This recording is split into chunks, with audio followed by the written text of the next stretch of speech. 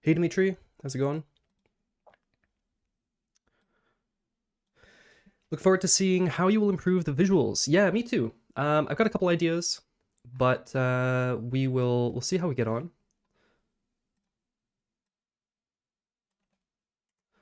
Let's just clean this up. Just making a mess of it. I only see one live stream. So the one that I was supposed to be on was the one that was scheduled for 11 o'clock. So that link is still live. And I think there might still be people waiting on that one. Yeah, 5 people waiting.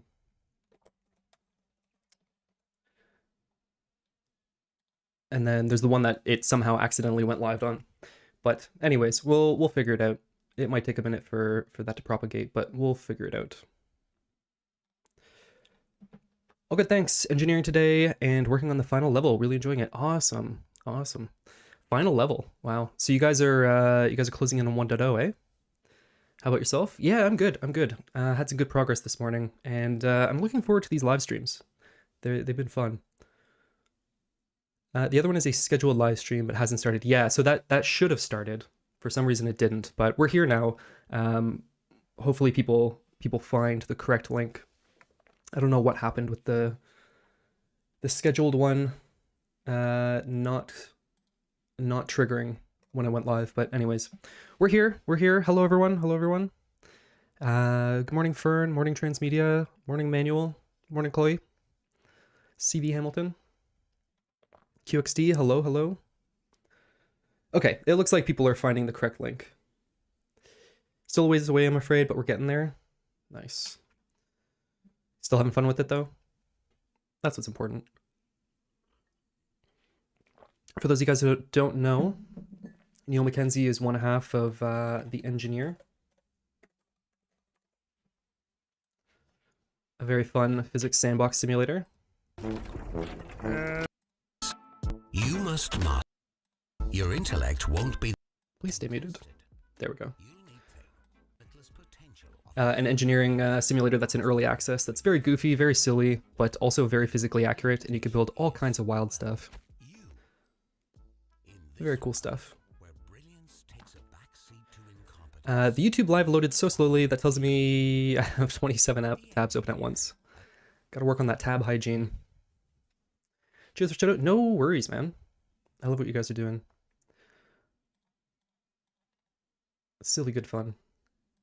You guys will notice the Unity error in the YouTube thumbnail today. That actually is just a coincidence. But it turns out there's some Unity drama going on. And I'm not getting into drama chasing, that's not the purpose of this channel, but I do think it's interesting. On the first day of our stream, someone mentioned that there was an issue where you couldn't create a new Unity project without connecting to Unity Cloud, and I said, oh, you know, we had just created a new project and didn't see that issue, but it turns out it did. So it did connect it to the Unity Cloud, and there's a whole bunch of backlash on that. There's 204 messages in this thread with people complaining about that, but it looks like they rolled it back, so I think we can disconnect from Unity Cloud now. Cool. So yeah, turns out I was wrong. That definitely was a thing that was happening.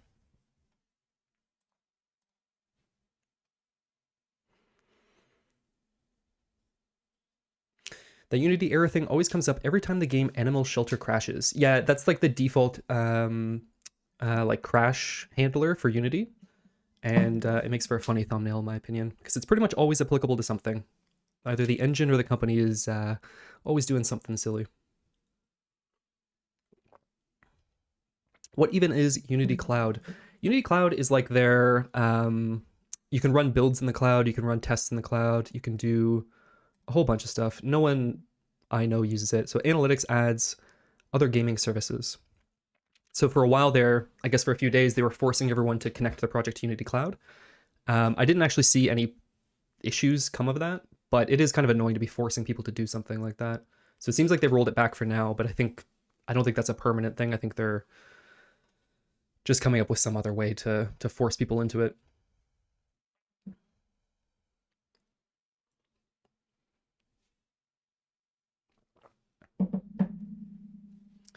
All right, so the goal for today, let me pull up my to-do list, is, well, first, I guess let's recap where we left off for those who didn't make the stream yesterday. So yesterday we got our, oh, 1 second. Let me just clean this up.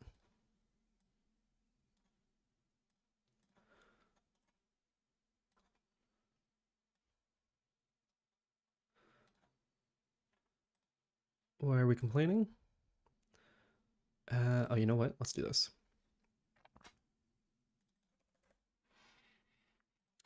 So yesterday where we left off is, hey, Aditya, how's it going? Thanks for tuning in. What do you think is the most famous game made with Unity? Ooh, good question. Let me recap this while I think, but you guys let me know what you think, because there are quite a few. I think Hollow Knight definitely has to be a strong contender. Subnautica. There's quite a few really big ones, but I might be forgetting something.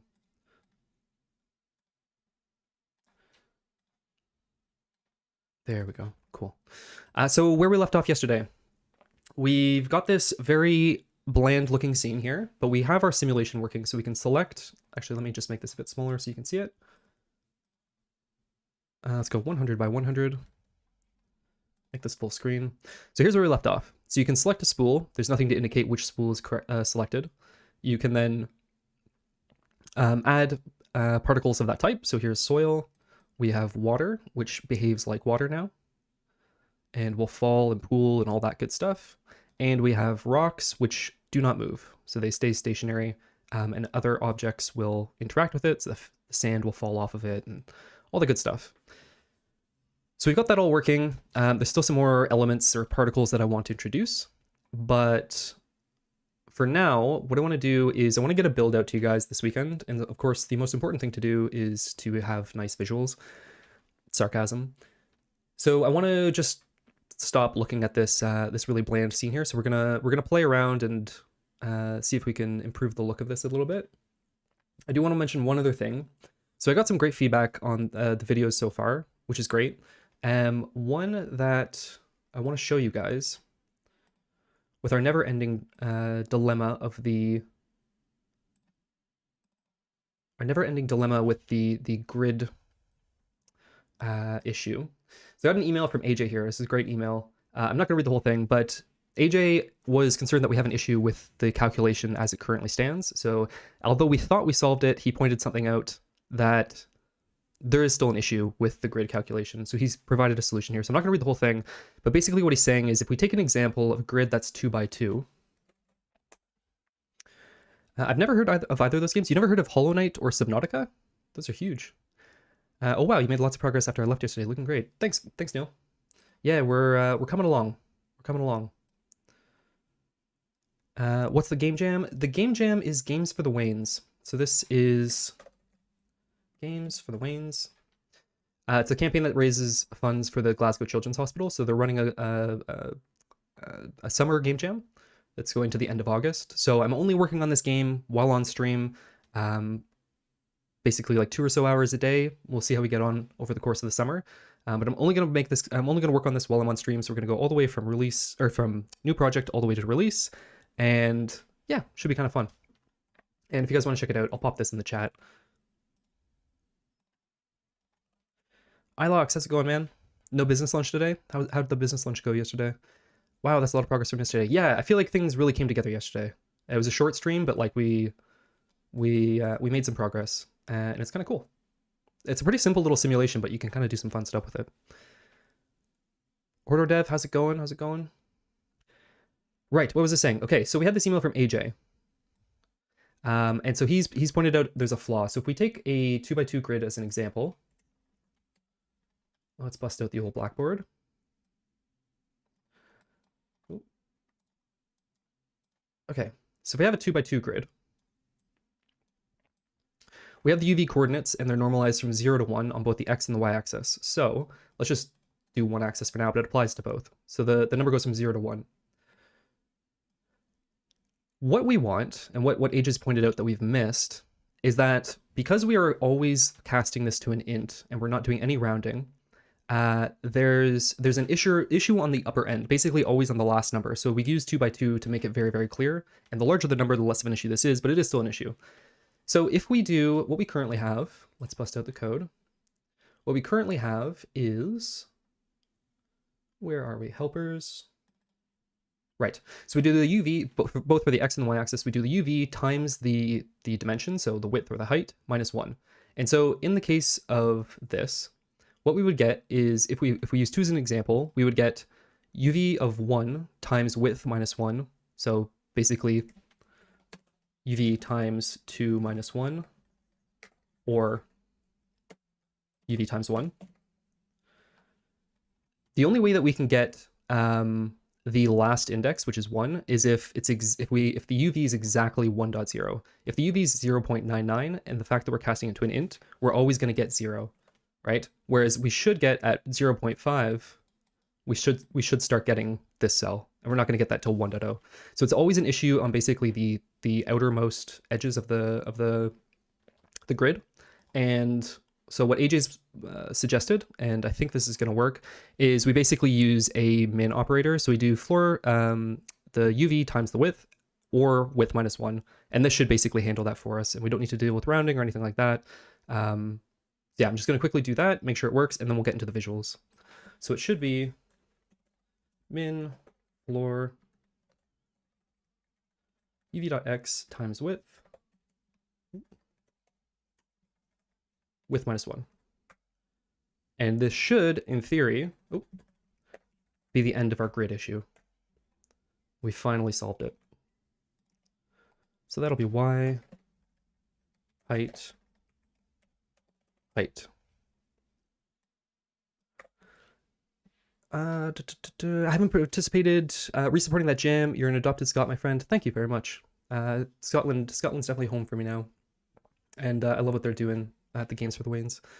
I haven't participated in a game jam since 2022. Yeah, me neither. I'm not normally much of a game jam person, to be honest. I'm also just going to do this in the shader while I talk. I'm not much of a game jam person, to be honest. I don't love the like high pressure weekend jams, or the kind of like mentality of always kind of like rushing and all that. I do think they have their use, but they're not really for me. But because it's for a good cause and I wanted to get back into streaming and I can't show my next game just yet, I think this is a good compromise. It'll give us something to do over the course of the summer. I can get back into streaming, and then maybe at the end of the summer I'll keep it going if you guys are enjoying the streams.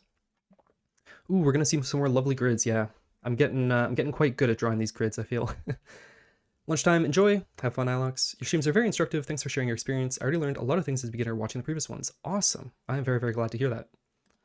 Let's just make sure this still works. But thank you, Julian. I'm really glad to hear that. Glad that they're helpful. Glad that you guys are enjoying them. They haven't been getting a ton of views or anything, but it seems like the feedback's been really good. Yeah, I'm happy to keep going with them as long as you guys are tuning in. Yo, Junior the Senior, how you doing, man? It's been a long time. I think the last time we spoke, Junior, the last time we spoke, was that when I was streaming like 3 years ago? How have you been?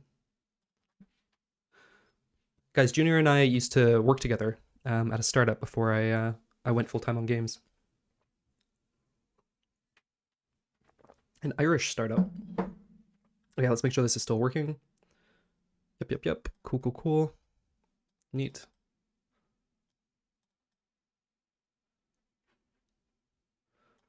Cool. Okay, that seems to be working. So thanks, AJ, for that tip. I'll do some more testing on that later just to make sure we're handling all the bounds, but that should do it for now. And one more piece of feedback that we got that I want to propose to you guys. I don't want to work on it today, but I want to propose it to you guys. So we were talking about how the whole point of this is we're creating landscapes, but it's not the most intuitive thing ever. So if I pull up our art inspiration again, Taylor Brooker's art, we're creating these aerial landscapes, but it feels weird that, let's run this again. It feels weird that if I put a bunch of soil here and then I drop water on top, because we have this like vertical gravity, it feels like if I were to drop soil on top again, it should go through the water, it should displace the water. But because we're creating an aerial landscape, that's not really the case. We're just kind of like placing it beside the water. You know what I mean? So there's this kind of like dissonance there where it's maybe not the most intuitive thing in the world. And so we had a couple ideas. So Six had a really cool one in the stream yesterday, which was to be able to rotate the canvas, and gravity kind of updates with the rotation. So if you were to turn this 90 degrees, then the sand would start falling. Like basically the sand would always fall to the bottom of the screen, but you could move the canvas around, right? Hopefully that makes sense. I think that's a really cool idea. Another idea came in the comments yesterday after the stream. Let me just grab that image. Let me grab that image. Oh, come on, download. I'm just gonna pull it up, one sec.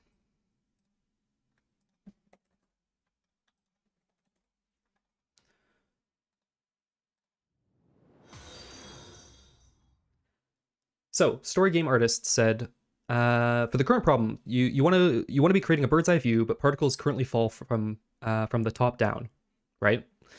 His solution is that the particles fall towards the center of the screen. So no matter where you place them, they always move to the center, which I think is really interesting. So I'm curious what you guys think about that. So it'd be kind of like you're always sewing or you're embroidering from the edges, and they would always move towards the center of the canvas. That would kind of solve that like strange gravity dissonance, I think. It would be a little bit complicated, and I'm not sure if it would feel the best when you, like, basically what happens if you get to the center and then it falls past the center? Does it then like loop back? Is it like, are we locked in orbit kind of thing? I'm not sure, but I wanted to get you guys feedback on that. So basically we can rotate the canvas or have everything move towards the center. So what do you guys think? Try holding shift and dragging the mouse where you want the line to end. Usually, so I could, thanks Fern, I could use the path tool and create straight lines and stuff like that, but I think there's kind of a certain quaint charm to just doodling like this. I think so, yeah, long time mate, I'm good. Glad to be here. Glad to have you, Junior. Definitely, I think we're definitely due for a catch up, man. It's been a long time. Epic, pretty, thanks guys. I'm gonna hop on Twitch, cool. It's gonna be different shades of grass too. Yeah, so we have to figure out how we're gonna do that. So I think, in this, we have all these different shades of grass. So what we're doing, why is this not popping up? What we're doing is we're going to use raw materials like soil and water, and then grass will spawn from, grass could spawn from the kind of combination of soil and water, that kind of thing. So we'll have to figure out how to create these like interesting kind of layouts and hedges and stuff like that. Maybe you'll have different soil colors and that will correspond to the grass that gets spawned. Maybe it will be some kind of predefined texture that determines the colors of the grass. I'm not sure. We'll have to figure that out. I also think it'd be kind of cool to have like seasons or kind of different levels. So you could have like an autumn one that's more reds and oranges. You could have a spring one with maybe like a persistent rain. So there's like always rain falling from the top and you have to kind of race to prevent lakes being created where you don't want them, stuff like that. I don't know. I think we can definitely get into some fun stuff with that. Thanks for the follow, Kevin AO. Could you have different options for each of those suggestions? It could do. That's always something that comes up, is like creating different options for things, but it really does make things a lot more complicated. And, for the purposes of the game jam, I think I'd rather just like focus on polishing one way of doing things. If we were to make a full game out of this, maybe that's something I would consider. Maybe different levels would have different kind of gimmicks like that. But for a game jam, I think the best thing to do is just kind of focus on one implementation and really polish it and explore it as much as possible. But those are the two ideas. So yeah, if you guys have any thoughts on those, otherwise I would say let's get into some touch-ups. I think it'd be cool if gravity goes to border of the circle instead of center. Oh, so kind of inverting that. So if you spawn it here, it like goes out. That might actually solve the issue of the orbiting issue. Yeah, that's another one to play with. Good one, Hordor. Yeah, that feels good. That feels like it might be a good solution.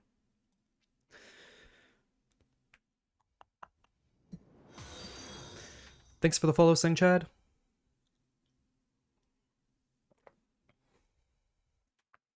All right, so there's a few things I want to do with the visuals. The first thing I want to do is touch up the spool, because we can see that it's clipping here. The whole thing's kind of ugly. So I think we touch that up first, and then maybe we do some post-processing, some lighting, all that stuff. And also I noticed there's an issue with our textures that I want to touch up.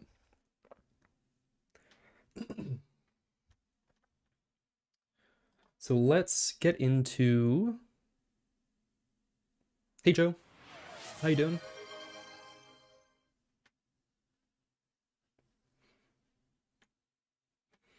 Redeeming the hydrate.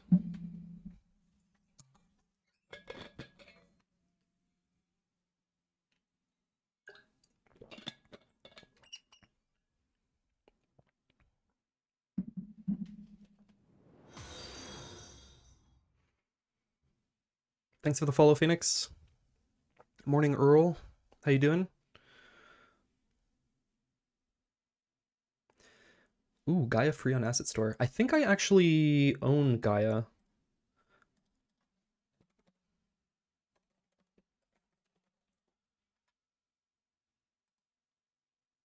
There's a few versions. I think I owned one of them. Let me just log in here.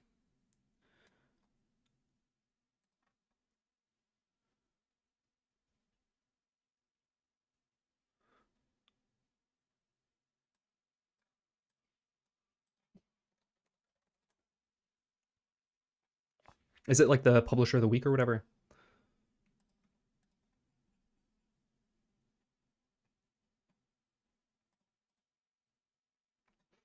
Nope, that's not what I wanted.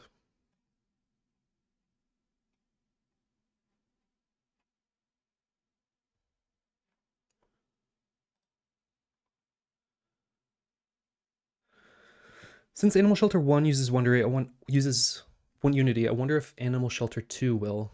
I would say it's probably a pretty good, I don't know the developers, but I'd say it's probably a pretty good guess. Procedural Worlds 2025 code. Cool. Yeah, I'm going to grab that real quick. Gaia is, sorry, one thing at a time.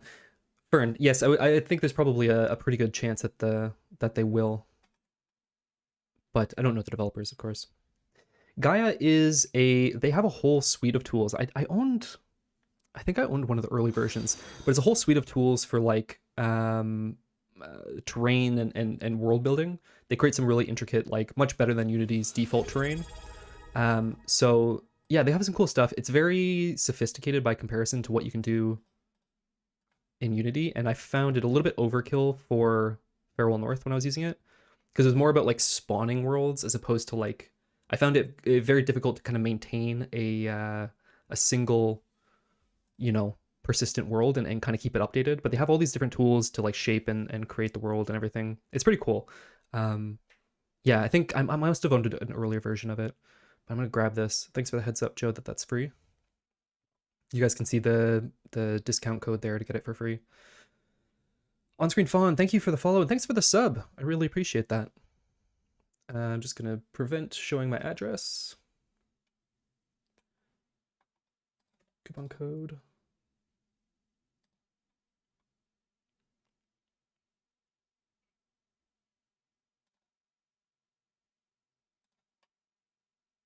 Sweet. I always forget to check these the free assets of the week, so I appreciate the heads up.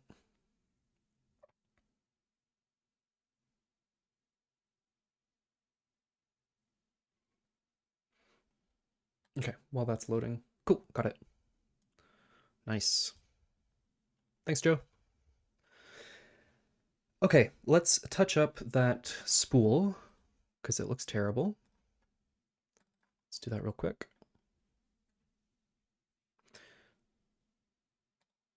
Which one is it? It's the Unity 6 version. So this one, Gaia for Unity 6.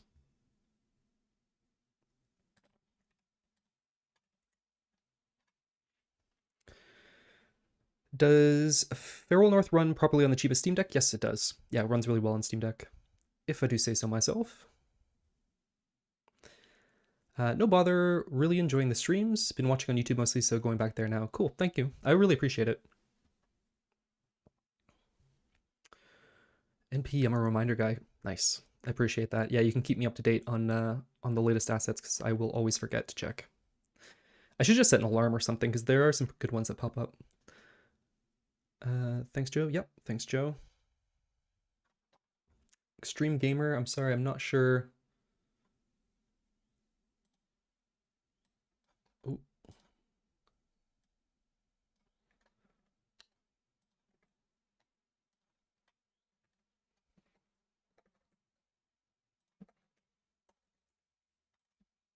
Sorry, guys, my dog's laying on my keyboard again.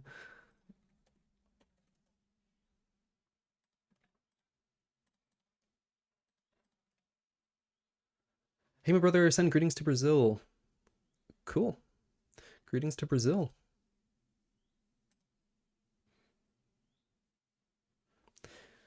Okay, let's get to work. I always forget to check every week. It's such an obscure location. It is. I always forget where it is. I always forget to check it.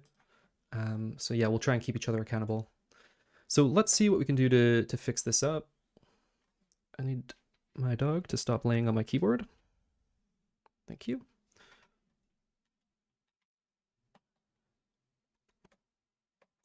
Okay, let's do this.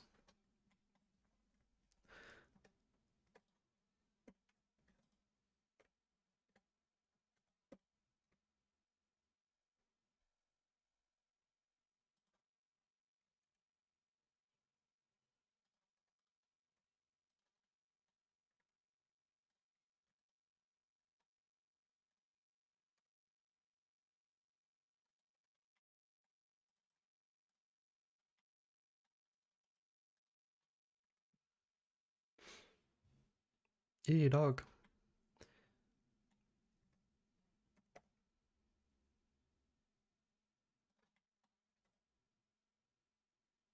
So what I still want to do is add, at some point, is add some little strands kind of popping off this. I think what I need to do is learn geometry nodes. I think this would be a fun project for geometry nodes. So maybe one day we'll do a stream where we follow a geometry node tutorial, and that'll be our goal, is to kind of improve the actual thread itself. I just want to get rid of that clipping issue and focus a bit more on like lighting and whatnot today.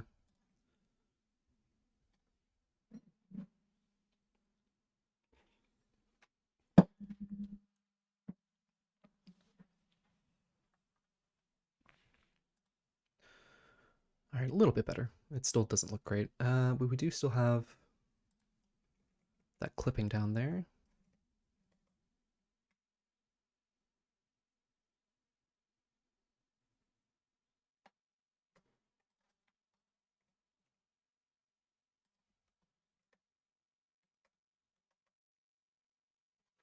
Geometry really drives me crazy. I can attest to that. Yep. Oh, these are static batch. That won't update. Still a little bit.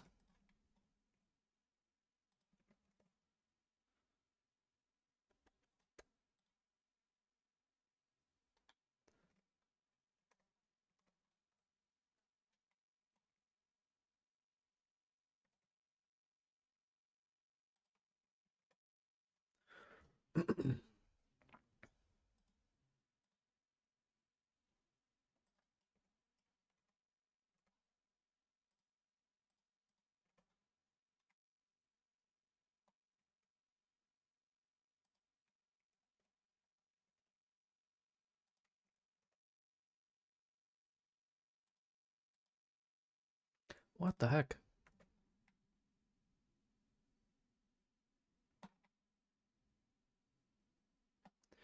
Um,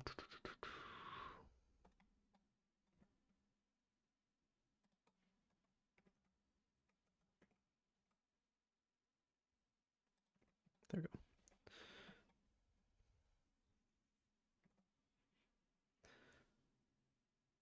So I think, not sure if I'm ever going to use Gaia, but, oh, I missed some stuff. Nice and early. Good morning, and thank you for the review the other day. We'll be checking it often. Cool. Thanks for joining. Good morning. Not sure if I'm ever going to use Gaia, but I got it anyway. Yeah, you may as well grab it. It's, like I said, I did use it for Farewell North, and I found it to be a little bit overkill, so I ended up removing it and just using the default terrain with custom shaders. But it's always nice to have. Am I going crazy? Why is this not... Oh, there we go.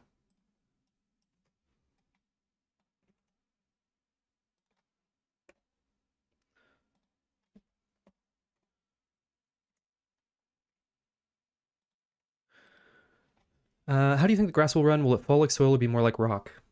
That is a good question. So I think the way I'm thinking of it is once a particle settles, I'll deal with the UVs of this later. Once a particle settles, we will then start calculating like its neighbors. So if we have a bunch of soil here and then water falls on it, once it's like kind of settled, then this will start to turn to grass. Like it will kind of slowly transition into grass. Um, so at that point, it wouldn't really be moving anymore. And then I think if there's ever a scenario where grass would move, I think it would behave like soil. It would kind of take the same movement as soil. It would just be like kind of an end state of soil, if that makes sense. Is a Blender in sync with Unity? It is, yeah, but this is all static batch, so I have to. It'll only sync when it's not running. That's what I was saying when claiming the fab assets. I should do that too. I always forget to do that. He's editing the blend file, which is in the edit directory. Yeah. Yep. Yeah.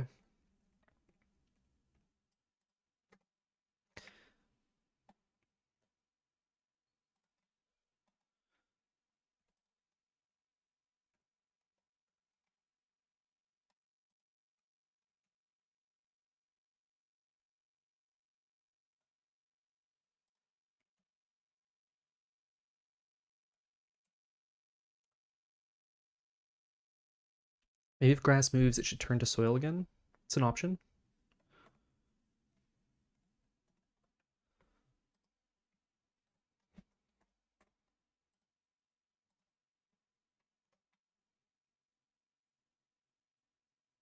Yeah, we'll have to see what feels best. I got whole fab free assets I've been claiming about 4 years now. I love free stuff. Nice. I mean, it only takes a few seconds anyway, so like if it ever comes in handy once, may as well. It was worth it. Okay, so what I want to do is mess around with some of the post-processing here. So first things first, let's move to Aces, which is a much better tone mapper. I don't think bloom really matters right now. Let's just turn that off. I do like a little bit of a vignette, so let's bring that up. Let's bring that up a little bit. The focus is always going to be on this center canvas here.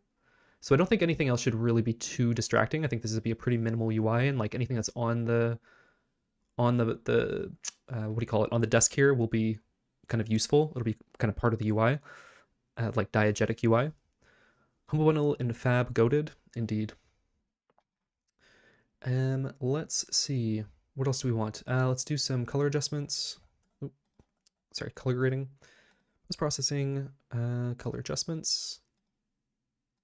We actually have a lot of contrast already, so I'm going to bring that down just a touch. Saturation. What I want, actually, let's edit this texture. I want a little bit more contrast in this texture itself.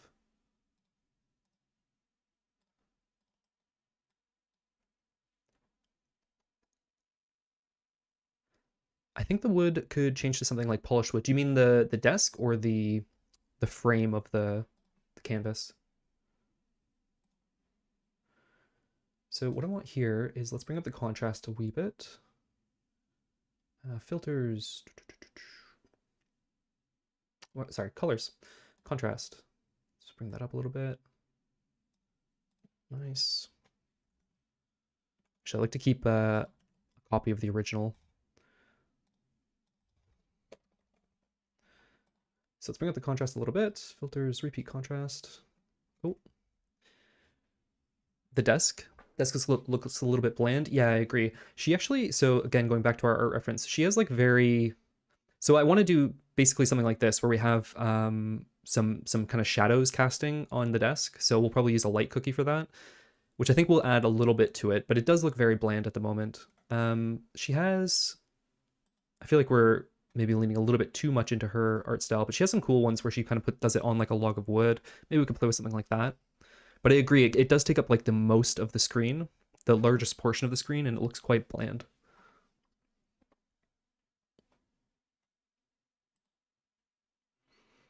Oh, come on. It's chugging along while streaming.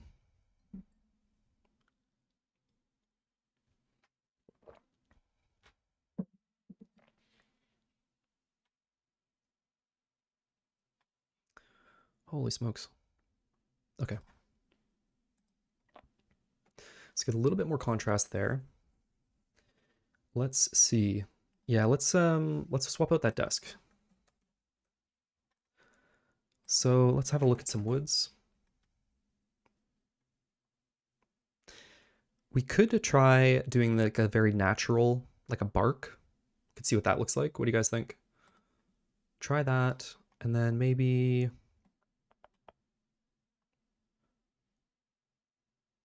I don't know, something like that. Something a little more textured.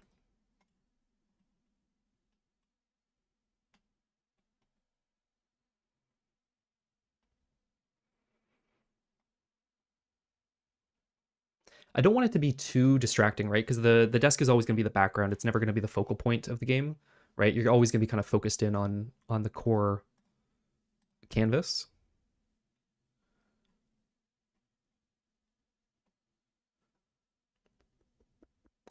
Maybe like a darker wood we'll try as well. Let's give one of those, let's give each of those a try and see what feels good.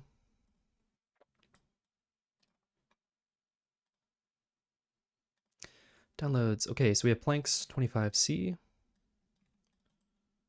Let's try that first. Tools, ambient CG importer, import zip file, planks 25C. Let's give that a go.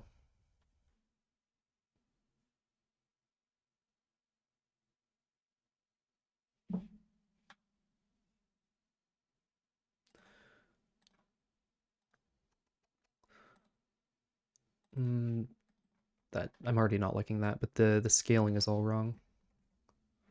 But yeah, I already don't like that. It's too dark. So no on that one. Let's try the painted wood.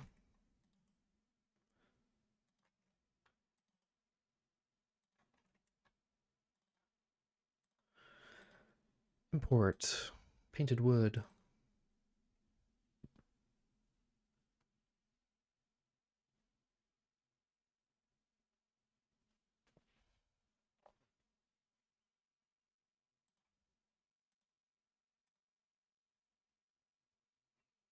$7B. Also quite dark. Actually, you know what? I just realized something. We're not importing any of these correctly. We're not including the height map, which we definitely want. So we need to re-import all these, but let's just do this one. The height map is going to give us like a little bit of perspective and give a little bit more depth to the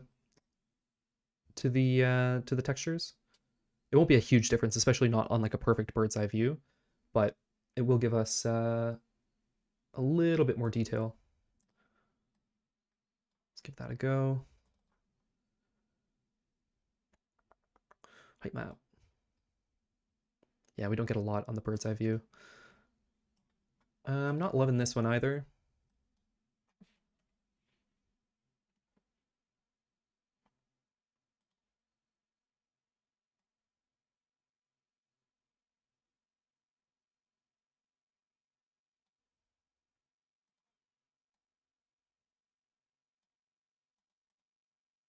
Let's just copy this while we're here. Make sure that's saved. Yeah, cool.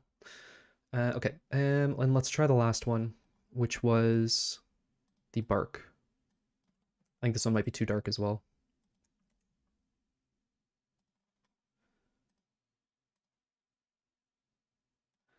Import bark. Too dark? Yeah, I agree. Painted one might benefit from shadows from like leaves, gives an outdoor vibe. Yeah, so maybe what we do is we do the light cookie first, just to get a better sense of what the actual lighting is going to be. And then this, we'll have to, it looks huge. This is like a giant redwood tree or something. And like we're doing on like the side of a tree. It doesn't really make a whole lot of sense now that I think about it. Let's do this. Let's go back to the plain one for a moment and let's work on the light cookie and get that going so we have a sense of what the actual light looks like. Pipeline, what is it? What is the thing called? Renderer, here we go. Nope. RP asset. Light cookies. Don't need color. Grayscale. Go small. And cookies are enabled. Cool. Okay, so let's make a cookie. Don't need to be that big.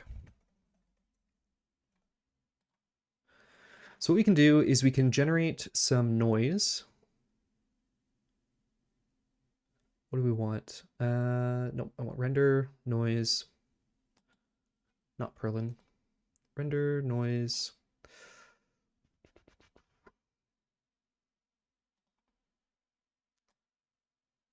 No, not that.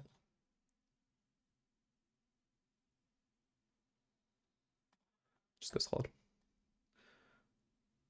So this will be give us kind of like a soft shadow kind of look that will kind of cast shadows on the table, and it'll kind of look a little bit like we have like leaves or clouds moving above us. So let's save that out. Embroidery, assets, rendering. Let's go main light cookie.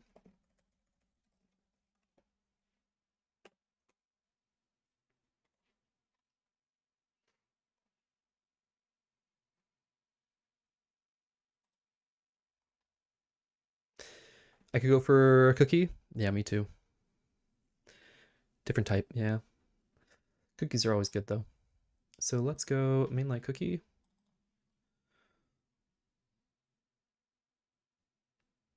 Maybe make it tileable and slide it. Yeah, we could do that. We could write a little shader to move it along. So that is way too detailed. Let's go back here and let's re-show that. Let's try something like this.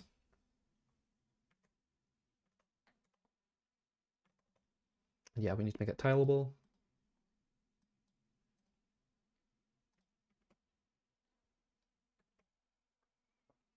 So it's way too dark. Let's bring down the brightness.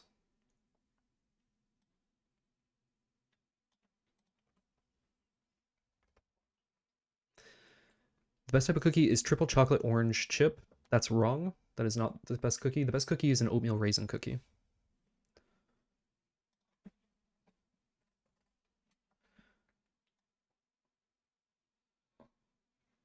So that doesn't look great.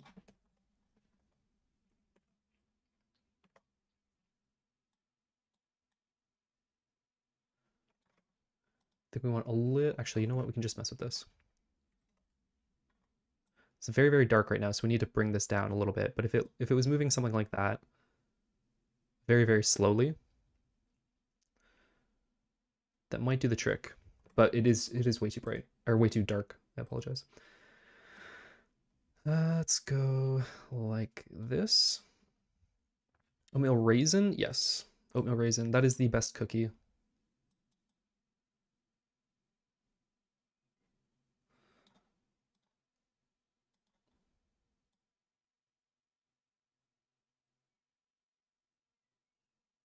Let's play around with this a little bit more. Noise. What does cell noise look like if we try that?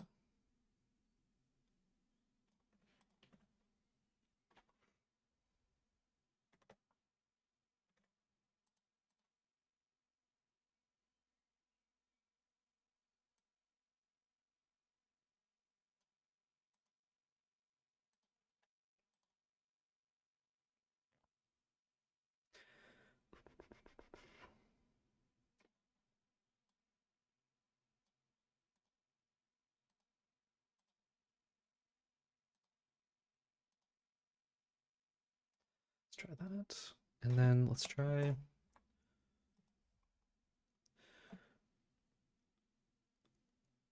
nice ceiling fan effect. Yeah. I must say that in regard to cookie tastes, you are absolutely wrong. I don't know. I don't know about that. Oatmeal raisin is a very good cookie. Also, you know what else is really good is like just a simple peanut butter cookie. Can't go wrong with that.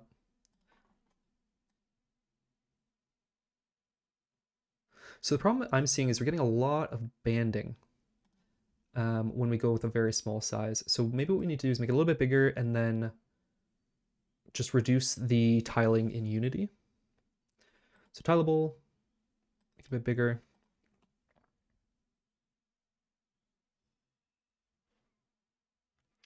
Pineapple cookies, is that a real thing? Raisins are amazing. Yeah, see, Neil, you know what's up. Peanut butter cookie? Absolutely. Peanut butter cookie is a great cookie. It's a classic. But the oatmeal raisin is just like, that's an unbeatable cookie.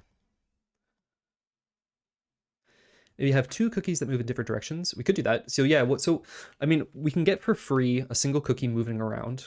We get that for free. This is way too dark and way too large. We can get that for free, have a very subtle movement on that.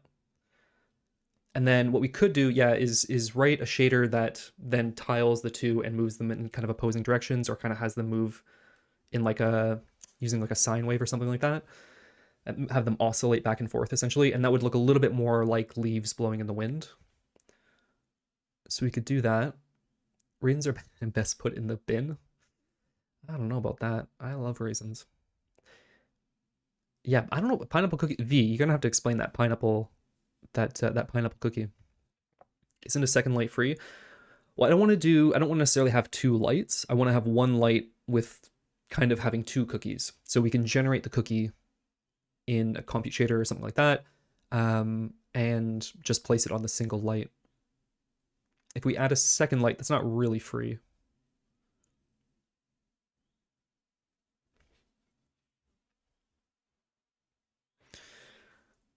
Okay, so let's figure out how to get this a little bit less dark. So what we can do is we can multiply, oh no, sorry, add, bring that down, and that's just going to give us a straight brightness.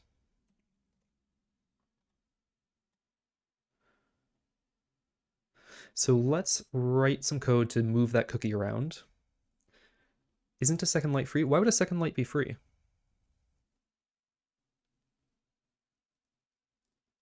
I'm still stuck on that comment. I don't see why the second light would be free. I cannot understand why anybody would like cookies with raisins. You've spoiled my appetite. An oatmeal raisin cookie is like, it's just so soft, so chewy. It's fantastic.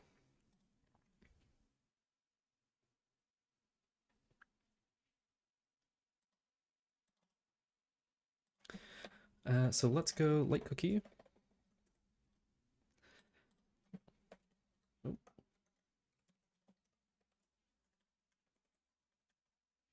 Let's give this a speed, public float speed, public float vector 2 direction 1 equals, let's go like that. And then all we have to do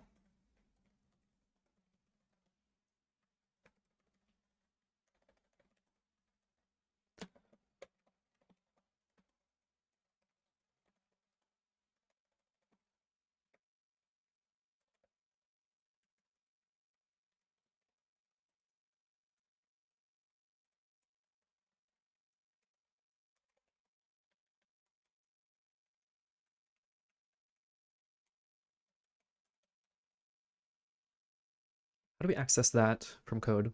The cookie offset.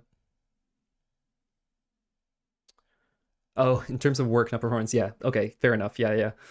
Yeah. I mean, we can definitely do that to try it out and see if the effect is something we want to pursue, and then if we like it, write the shader. That's a good shout. A quick way to do that. Chocolate orange cookies are just so much. Orange, yeah, Kevin, I gotta agree. Orange does not go with chocolate. I will also die on that hill. I do not think orange and chocolate mix very well. The only exception, I have one exception to that rule, is the Quality Street. The orange Quality Street is pretty solid. But I think that's more of just like an artificial sugary orange. Like real orange flavor in chocolate, I'm not big on. Story Game Artist, hi, cool to see feedback being thought about. What if you draw hedges and soil water falls in from the top and you rotate to put stuff where you want it? What if you draw hedges? Oh, okay, so I think, yeah, we talked about this a little bit. I think that's a good shout. So one thing we're gonna need to see once we get some gameplay going is how easy it is to actually create, like, if you envision a landscape, how easy it is to actually create that. And I think one thing that we're gonna struggle with is the lack of, like, essentially hedges or something like that. Yeah, so some way to kind of create lines and borders. Hedges is a great shout. I think that would work really well. So maybe we could do that. But we'll have to see first. I want to get the kind of basics out to you guys so you guys can click around in it and get a sense for what's possible to create. And then we'll build up on top of that and get more and more kind of controls put in. Terry's Chocolate Orange, not a huge fan. It's so good. I don't know. I don't know about that. I'm not a big chocolate orange guy. Hey, Bufu. We are just doing a little bit of work on the visuals, so we still have a long way to go, as you can see. But what I want to do right now is figure out how can I set the cookie offset. So C# Unity light cookie offset. How does the cookie offset? Yes. The light data. Okay, fair enough.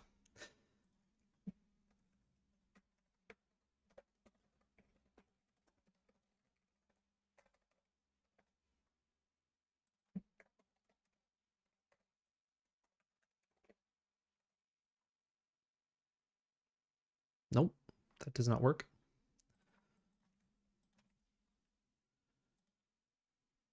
Property of universal additional light data.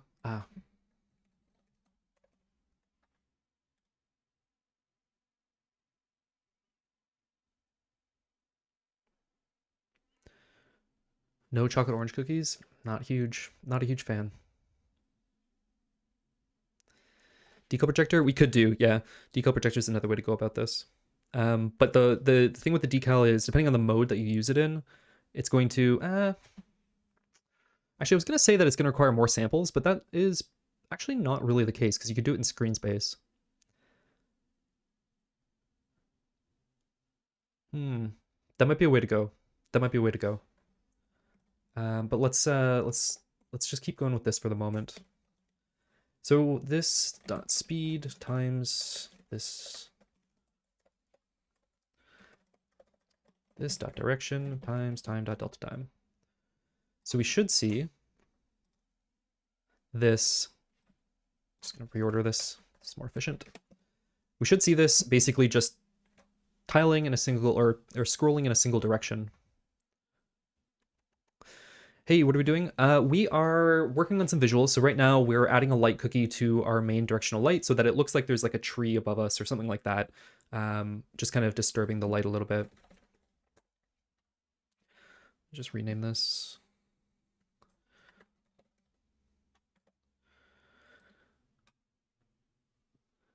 More control with the decal projector? Yeah, you might be right. I mean, at the end of the day, we can basically do anything. But the one thing that the reason I'm kind of inclined to agree with you and go with the decal projector is that we can just attach a shader graph directly to it. So we don't need to write a separate shader and then like pipe that in through a render texture to the light cookie. We could just do it directly in the decal projector. So that's a good shout. I wanted to take whose advice was that? XRO Seki, which is we can just quickly test this with two lights and see if we even like this effect before going too far with it. So that is way too fast. Something like that. And if we did like that, 0.25, 1, something like that. Yeah, that's kind of cool. And then if we did a second light, just too bright. Just real quick, if we scroll this in like the opposite direction, minus 0.2, and at a slightly different pace.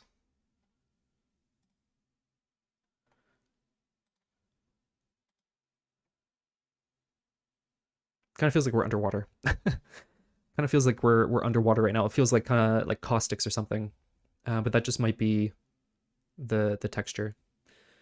We could also do two different textures, so it's not, because sometimes they kind of line up. Raisins are so squishy and chewy, they taste of raisins. That is the point, though. I can understand not liking raisins. I get it, but personally, I'm a fan. I once tried just having an alpha clip plane. The issue is shadow intensity control. The other issue with that, if we were to do like a simple card, is that we're going to... The goal here is that we're going to be able to go into this environment seamlessly. So we're going to go from this overhead view. We're going to go from this like overhead view that we have here, right? We're going to create all these trees and landscapes and all that kind of stuff, and then we're going to go into it in 3D and kind of like walk around. And so if we had a card, we would clip through it, and it would get kind of messy. What do we think about this? To me, this really feels like we're underwater.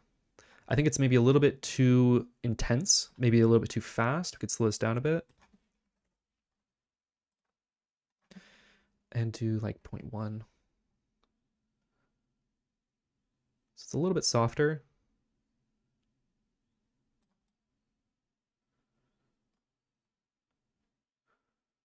How are we feeling about this?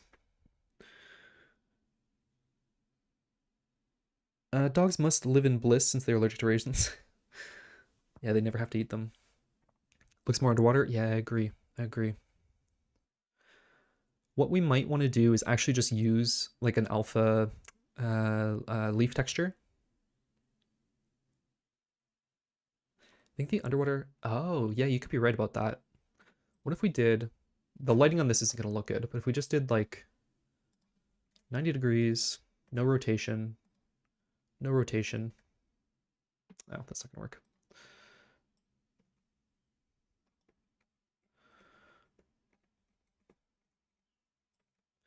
So it would be 90, 0, 0,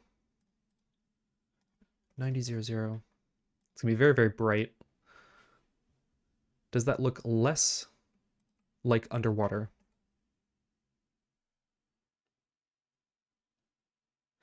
I think we need a sine wave on this, so it kind of like goes back and forth, and that'll feel a little bit more like wind, like leaf blowing in the wind. How about making the leaf image instead of noise? Yeah, that might be a good shout.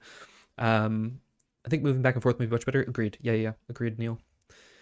If it was blue, it would look like you when you dive in raft. Yeah, I think this is looking a lot like caustics. Okay, so let's try two things. I think let's do a sine wave so it's moving back and forth, and let's make it a leaf texture instead of a noise texture. So first up, sine wave. So rather than using delta time, we will do time dot, we don't get that here. Let's do math.sine, time.time, times direction, times speed. And this is not really a direction anymore, but we'll rename that if we use this. What is it trying to look like? Basically what I want, I can't think of like how I would Google this really quick, but basically what I want is I want it to feel like you're underneath a tree and like the leaves are kind of blowing in the wind above you. And so I think if we use a sine wave, it'll feel like it's going back and forth. This is gonna be way too fast.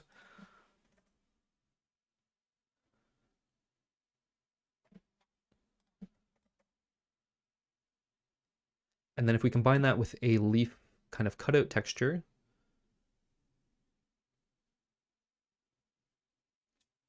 that might do the trick.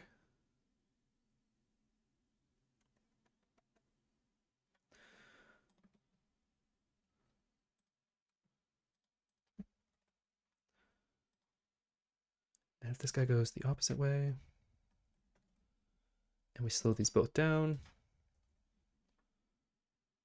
now with 2, it still looks like caustics. Increase speed, decrease direction size. Let's try it. I mean, doesn't that end up doing the same thing though?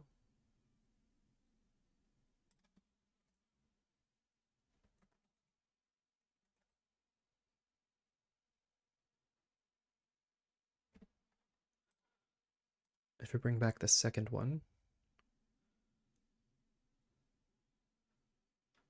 Okay, let's try the leaf cutout texture.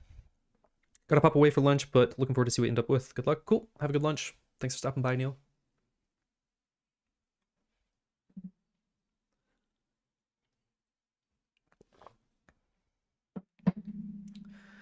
So, I'm trying to think what's the quickest way we can try this leaf. Because we can't just use... Oh, can we? Let's try it. Let's try...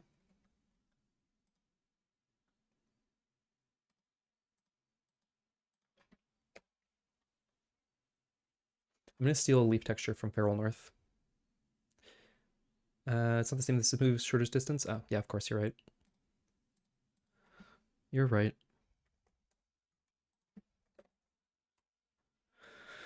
Okay, assets, rendering, images. I think I only have a single leaf texture, which isn't going to work.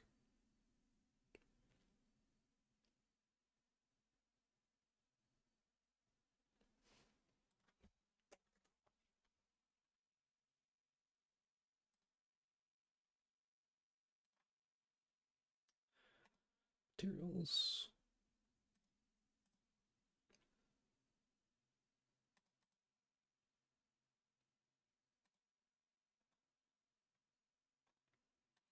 Okay, so I'm pilfering something from Feral North here. Let's see what I have. Ivy. Single leaf won't work. Leaves. Where are my PNGs?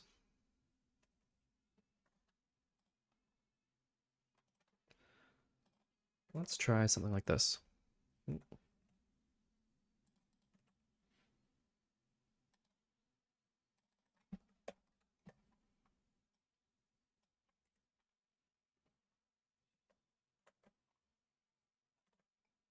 Let's invert that.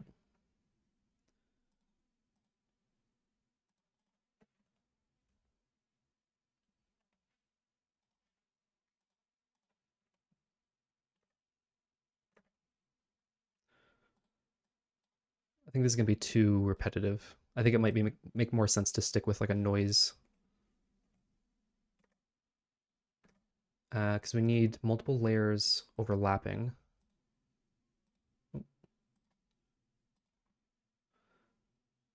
Yeah, I think we got to stick with something a little bit more abstract.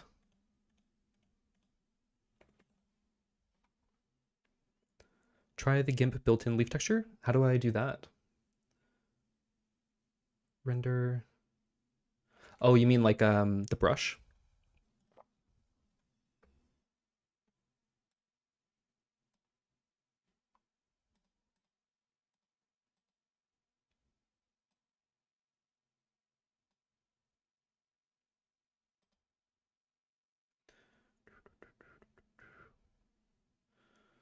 Is there a way to zoom in on this?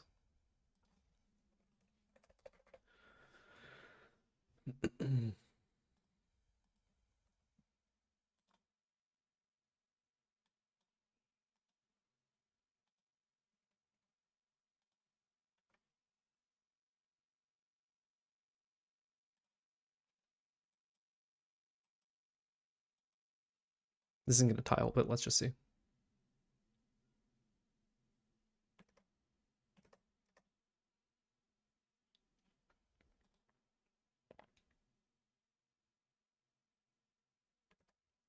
Before GIMP logo and the one before.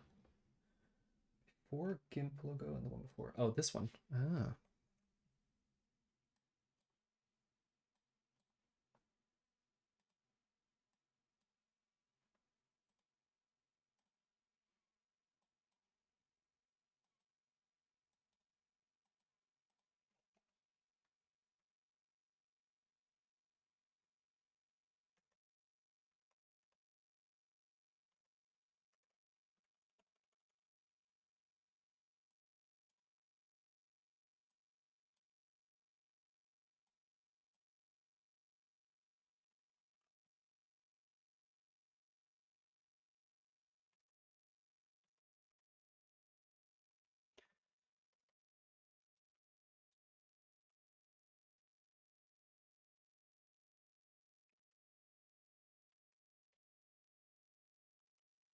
I'm not feeling it when it's too distinct or too what do you call it?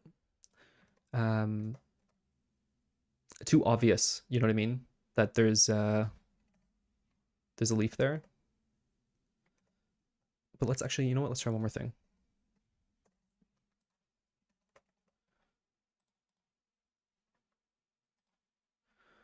One more thing.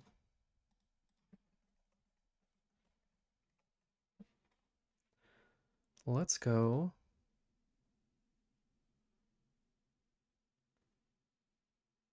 Would have to be way larger, yeah. Yeah, it's not super feeling it.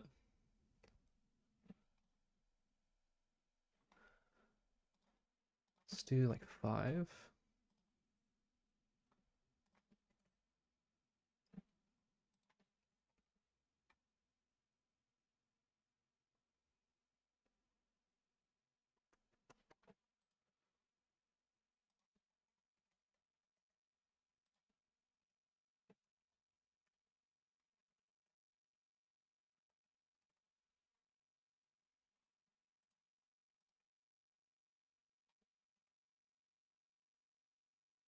Yeah, anytime we do 2, it just looks like water.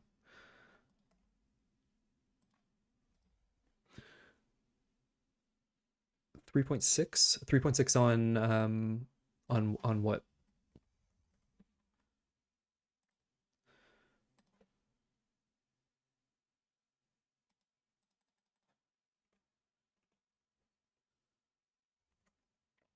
The other problem is like it's really obvious that the leaves are all moving perfectly together. There's no kind of variation within the leaf.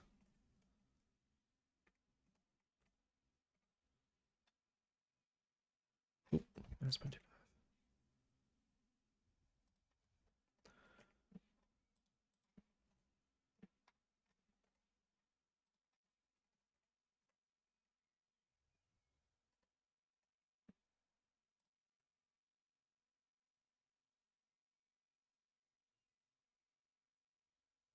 I think we find if you had the rustling sound, that would help a lot. Yeah.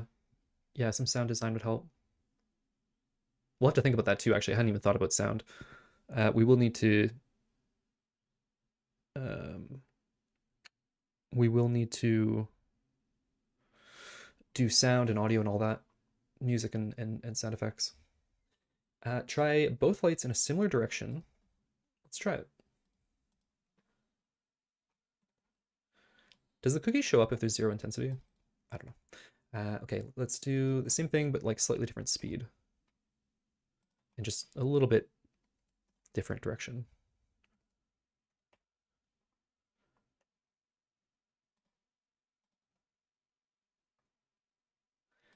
And maybe let's do a little bit different size as well. 5, 5.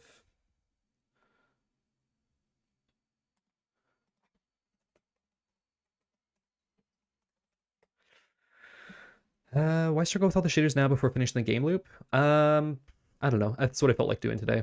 Do as I say, not as I do, though. Like, that's definitely not the right way to work. Have you tried using real foliage? We could. That would be the most expensive way to go about that, but we could do. How have you been today? I've been great. How about you? Uh, it's been a productive morning. It's been a good morning. Feeling good today. It looks way more active in RL with much more individual movements. Yeah, exactly. So because we're moving the whole texture together, I think that's kind of you know, ruining the effect a little bit. I thought we could get away with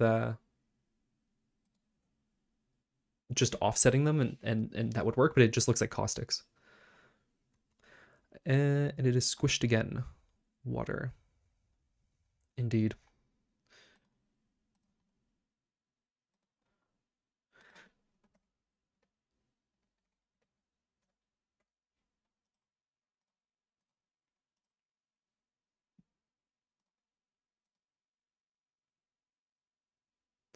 I do think it is still nice to have the cookie there, at least, uh, to give a little bit of like a breakup to the repetition.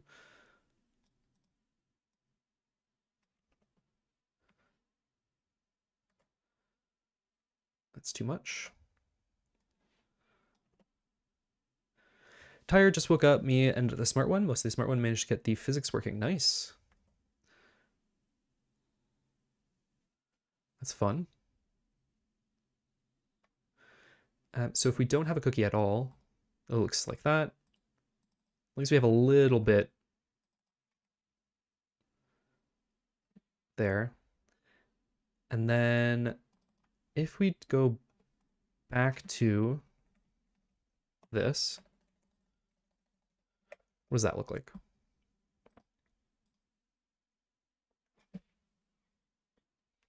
Cookies.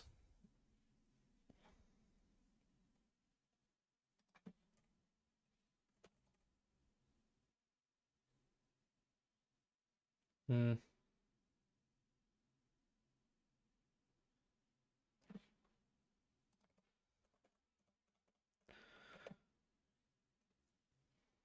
Okay, let's press on. We'll leave this for now and have a think about it.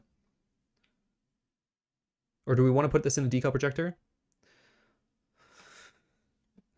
I'm back. Did I miss much? Not really. We're trying to add like a little bit of noise to the environment. So you can see it moving kind of back and forth right now.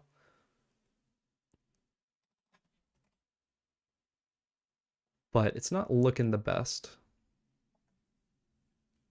One other thing we could do if we do it in the decal projector is we could remove the canvas as a target, so we're not disturbing the actual play area. It would just be kind of on the background. That wouldn't be like, physically realistic, of course, but it might be a little less distracting.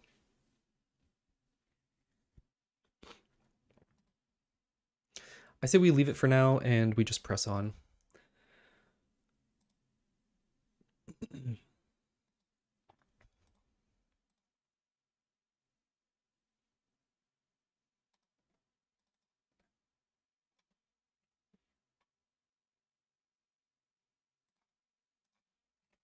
Still looks polished than what I've been working on about 5 weeks. I think we shouldn't really be doing this at this stage. Like we're putting the cart before the horse here because we don't even have a game. But it makes it a little bit easier for me to create thumbnails if it looks halfway decent. So yeah, but 5 weeks in, you probably shouldn't be worrying about, visuals and stuff unless you're doing a 5 week game jam. It should be kind of the last thing you're doing. Okay, let's have another look at the background materials.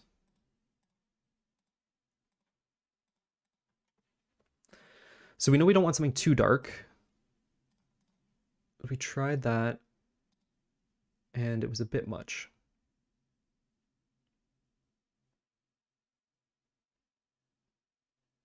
Has that Little Big Planet vibes inside Circle? Yeah, it kind of does, doesn't it? Little Big Planet. So one of the things we have to figure out is when we actually go into the 3D environment, what does that look like? Because right now we're using like very like, actually I kind of like this a little bit more now than I did before. We're using very much like, PBR textures and stuff like that, but inside this world, what does it look like? Is it everything made based of like thread and all that kind of stuff? Or, what is the world, the 3D world look like? Wait, but why the water falls vertically? Like if it sits on the table and we look down on it, why the physics works downwards? It should be in the Z direction. No. So there's a couple things we can try. There was a few suggestions at the beginning of the stream and offline that we talked about. So for example, let's see here. Oh, not that. We had one from, do I still have it anywhere?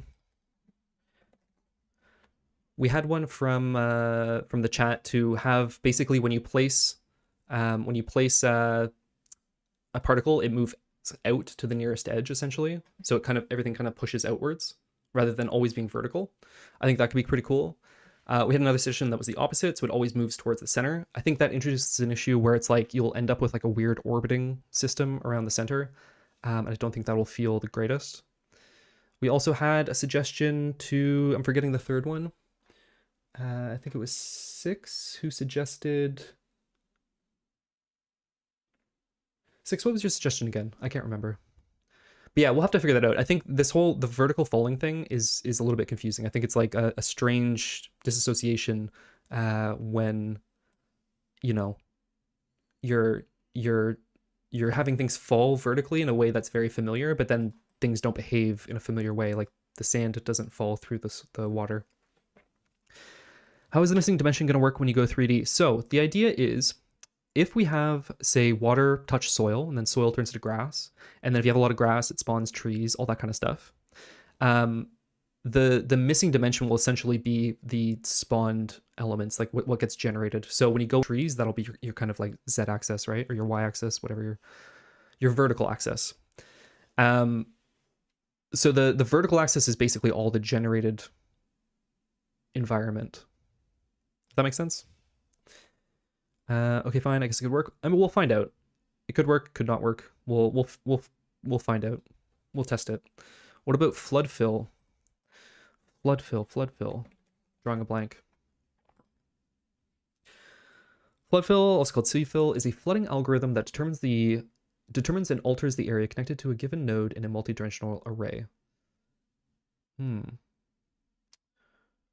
We could do, yeah. So we would need a way to create the boundaries first then. So then it becomes more about like, maybe drawing hedges or roads or whatever, and then filling the gaps, if I'm understanding your suggestion correctly.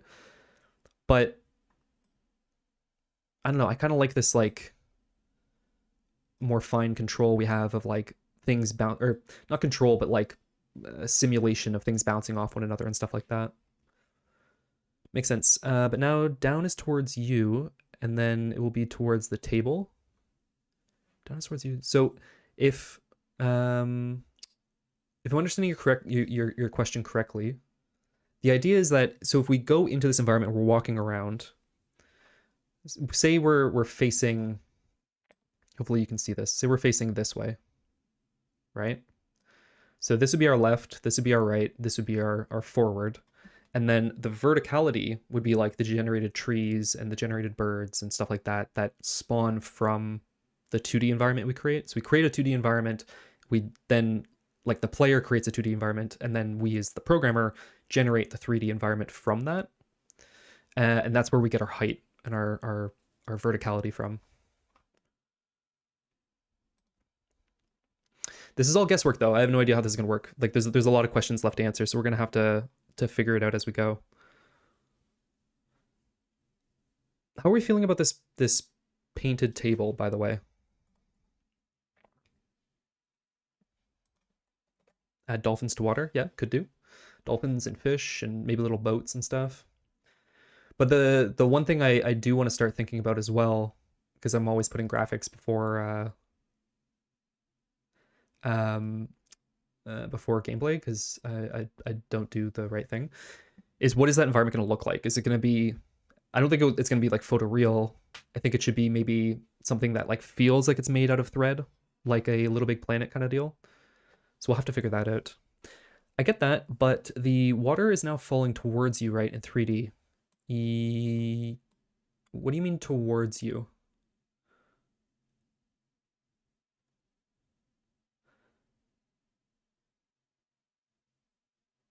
So it's, I guess if you're imagining the player like standing in front of this table and looking over, then yes, it is moving towards you. I think the confusion is coming from the perspective here. In my mind, I was picturing this as a landscape, so it's a side view, brown mountains with lakes and rivers, but I guess it's top down. So so in my mind it's top down, but actually you're raising a good point, because even as I'm like idly doodling, I am kind of creating mountains and stuff, but that's not really what it is. It's more of an aerial shot, or at least that was the initial idea. So if this is an aerial shot, then there's that dissonance, right, where things fall vertically, but we don't want the player to think about it in a vertical sense. So that's why I like the suggestion. I can't remember who suggested it at the beginning of the stream. I'll have to go back and check the chat later. But the suggestion to, rather than fall down, fall outward. Then the water does not make much sense. Exactly. Yeah. Well, I mean, nothing does, right? It's the same as the soil, right? Because it's falling, but it's not really creating it doesn't make sense with the environment that's being created. It shouldn't fall. I kind of like that idea of pushing outward. I think that will help break that kind of mental connection where it feels like we're creating it in a kind of like side scroller view, but we're actually creating it in an aerial view. I don't know. Yeah, it's I think that's going to be like the trickiest, weirdest part of this project. I still want a chocolate orange cookie. I'm sorry, I can't help you there. Yeah, if you look at the reference photos of an artist who did embroidery, you can see how you can walk into the world. So let's pull the reference photos back up.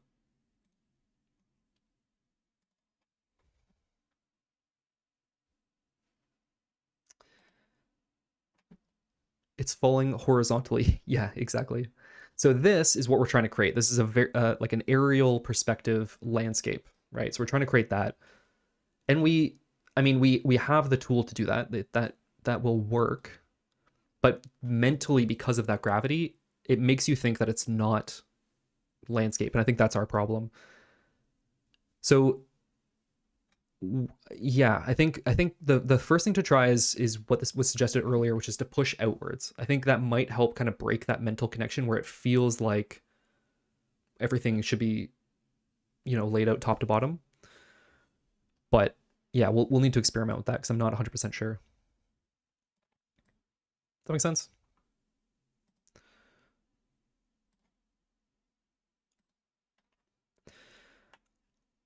Let's try. I quite like this actually very basic white background. I think it might be too much in our case because we have so much background. But when we fill it up, because one other thing I want to add is different needles. So you'd have like small, medium, large, or however many sizes we want needles. And then that will impact the spawn radius. Because right now we're always spawning one particle at a time. But it'd be nice if you could spawn like, 20 at a time or something like that. I think it would have been really cool for the mini map to be really a side view and just use noise to generate the rest of the 3D map. A side view. So in like in the sense of like a like if we were standing in that environment and took a picture kind of thing. I found what was missing. It's grass. Yes, grass is definitely missing. That'll be the next thing to do on our list of particles. So what I want is that grass is like spawned by the intersection of water and soil. So like all of this soil that's touching water would start turning to grass, and it would kind of like spawn out from that. Falling to the outer edge might work out. A good idea worth trying. Yeah, that's what I think. I think it's worth a shot. I got to double check who suggested that at the beginning because I think that was a really good shout. But falling outwards, I think will be enough to break your mental model of like this being a horizontal image or like a traditional image. Exactly, and if you moved somewhere else, you would again be able to modify the map with the needles. Exactly, if you move somewhere else. Oh, interesting. That's almost getting into like what's that game, Viewfinder, where you're like, maybe I'm overcomplicating your suggestion, but you're kind of like taking a snapshot of the environment, modifying it, and like regenerating from that. But I think falling outwards, yeah, I think falling outwards is the way to go. Are we able to put rocks in the water? Yeah, so right now rocks are kind of hard to see, but you can put them anywhere and they don't fall. So this is like our only tool at the moment to kind of create a border. So if I wanted to create like a ridge or like a pool of water here, I could create rocks all around it, and then I could fill it with water. So I don't want to always have to do that with rock. I think it would be cool if we had like a special material that's just like a black thread, and it just takes on the color of whatever's beside it, but it never moves. So then we can create like hedges and stuff like that, roads, all that kind of stuff. We can get like very detailed on it. So maybe we do something like that, if that makes sense. Is there any way to edit the lower parts that are already covered? Yeah, you can right now. So you can overwrite what's already there. But what we need is different thread sizes so we can do it like in larger. Right now, because we're doing 1 pixel at a time, it's very, very slow and cumbersome. If we had a, way to select a thread size, then we can like make it, spawn much more at a time, and it'd be easier to kind of to do the brush strokes. Kind of need brush adjustment, just saying. Yep, exactly. Yeah. So we'll have like an array of needles at the bottom, like stitching needles, and they'll go from like small to large or something, and you can adjust your thread size. Love the art style. What is the game going about? So essentially the idea is that we're going to try and create, this is very much inspired by Taylor Brooker's art on Twitter. She creates these amazing aerial landscape embroideries. So what I want to be able to do is I want to be able to create these using a kind of like active simulation, right? So we actually have like simulated threads, but particles or whatever. And so you'll be able to create environments based on like what components are touching. So if like this brown is soil and that blue is water, that'll create like grass. So grass will start to grow, and if you have a lot of grass, then trees will start to grow, and maybe birds appear, stuff like that. So you're creating the environment with like the raw materials, and then the simulation's like generating different elements from that. And then ideally, in my head, this is like where we get into some major scope creep, but this is the idea is that we can then go into that environment and walk around in 3D. So we take this 2D embroidery and we seamlessly go kind of like whoosh down into it, and then we're in full 3D and we can walk around, and then we can come back out and adjust it, and we can go back in, walk around. So that's the dream. That's the dream. Basically, to be able to walk around in one of these pieces of art is the idea. Can we try the outwards force? Would it be too complicated? I want to save that for tomorrow. I want to take a day off the programming because I know a lot of people don't love the programming streams. So today I want to just focus on a little bit of playing around with some art and having a good time with that. Tomorrow we're definitely going to dive into that. And then I think at the end of the day tomorrow, the goal will be to send out a build and yeah, give you guys something to click around and play with. That'd be so cool. Yeah, I think so too. I think that'd be a really neat little game. We have a long way to go, but it could be cool. Game of the year? I don't know about that, but we'll see. We'll see. Anyways, amazing idea. Cool. Thanks. I'm glad you like it. Yeah, I think it should be neat if we can pull it off. It is complicated. There's a lot of things that kind of need to work out, and we need to figure out how we're going to generate these environments, what those environments are going to look like, the performance of all that. Like, it's going to be tricky, but we'll figure it out. Righto. Okay. This Darkwood's kind of growing on me, but I want to try actually basically exactly this. Just a very, very simple, flat, kind of plasticky look. Let's actually go back to ambient CG. Something like this, like a very soft material. And see what that looks like. So that is, what is that called?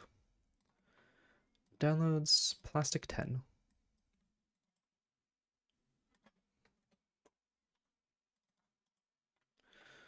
Let's import that.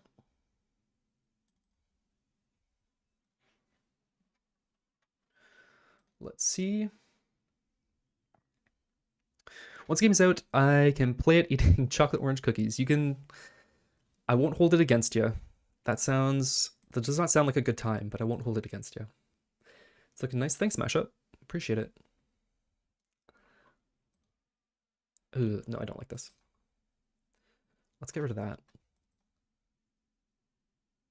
No, I don't like that. It doesn't look good.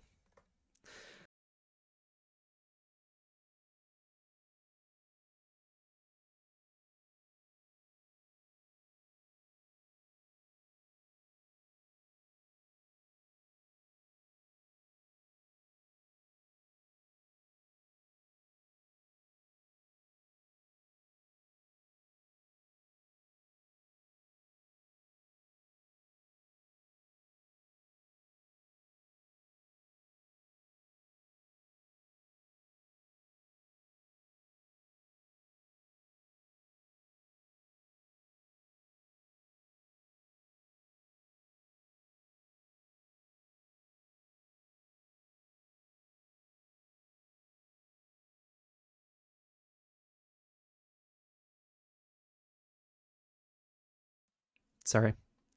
Clicked the mute button. Sorry. Why is water floating permanently? So right now we have the ability to can you hear me? Can you guys hear me now?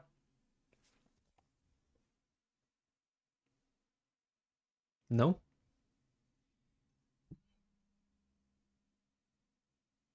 Still no? You can. Okay. It's quite a delay. Yeah, we're back. Cool. Okay, thanks guys. So we have the gray, which is like our rock, and we can create kind of lines of that. This is just kind of like a temporary thing. Tried lip sync, I still can't understand what you said there. So this is kind of a temporary thing. I don't know how we're gonna handle this, but you can use rock, it stays permanently, and then it just creates a border. So you can kind of create little sections to work within.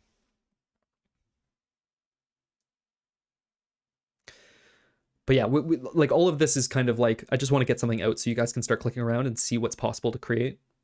None of these rules are set in stone.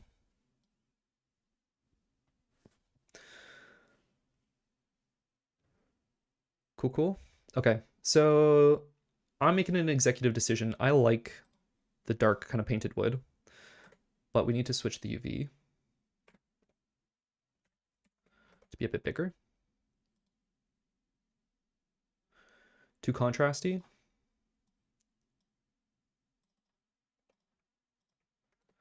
Oh, 0.25. What if we take that into GIMP?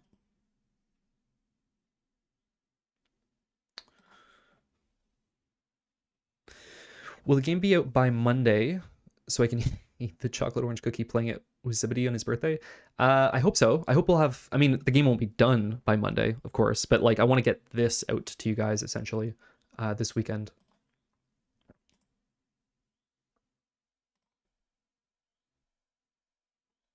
We have the game for now? Yeah, exactly. I think Soil and Grass should be paintable rather than falling. I mean, it would give more control. It would, but yeah, all these kind of things we need to play test first, because we can kind of go around in circles all day talking about like what will feel better, what won't feel better, you know, all that kind of stuff. But until like we've actually played with it, it's kind of hard to say for sure.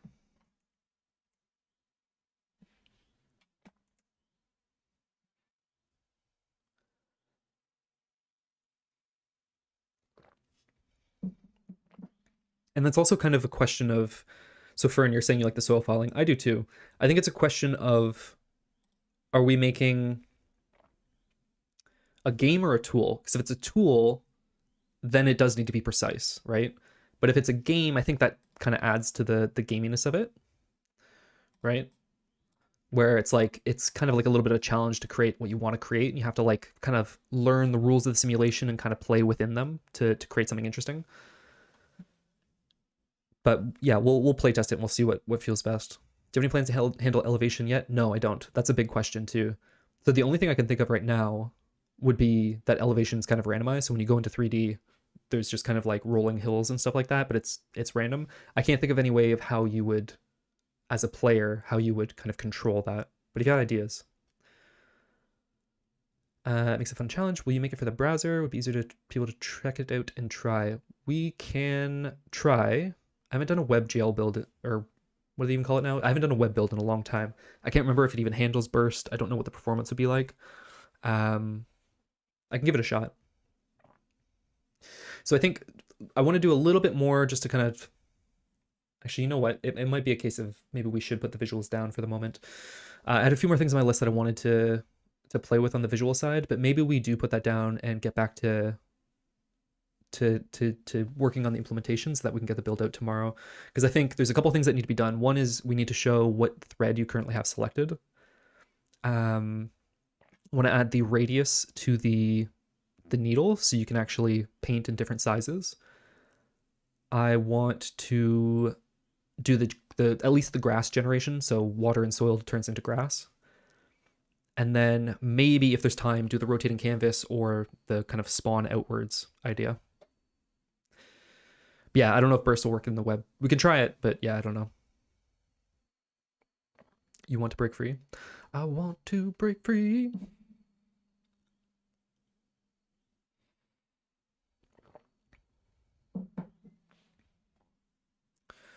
More of a smoother wood. So we had, what have we tried? This is kind of just a rough, gross wood. Let's see.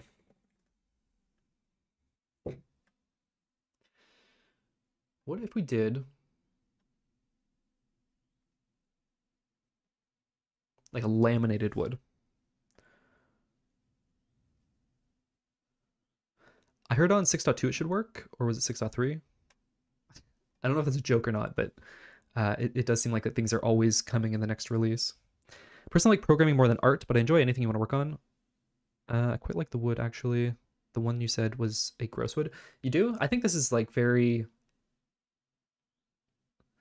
I don't know. It just looks like a little bit bland. Not bland's not the right word. We do kind of want it to be a little bit bland, like we want it to not take attention away. But I think this just looks a little bit, I don't know, cheap.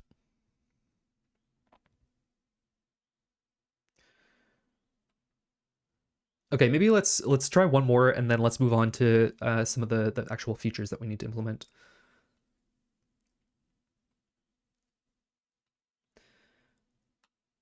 Let's try one more.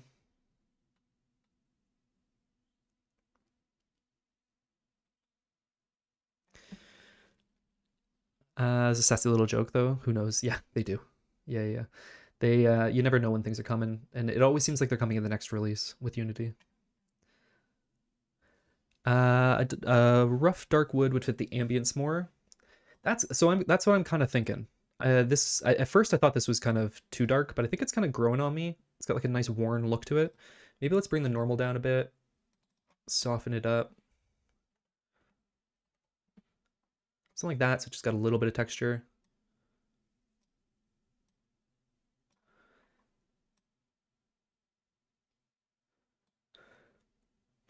And what if we, you know what? One more thing we want to do.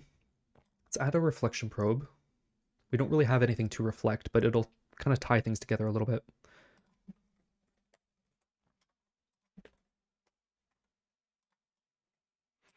So we'll do that there. Let's bump that up a little bit. Bake that. We like fixtures that are ugly but work. I'm always guilty of putting visuals first. Do I like that? Has that done anything? Hang on.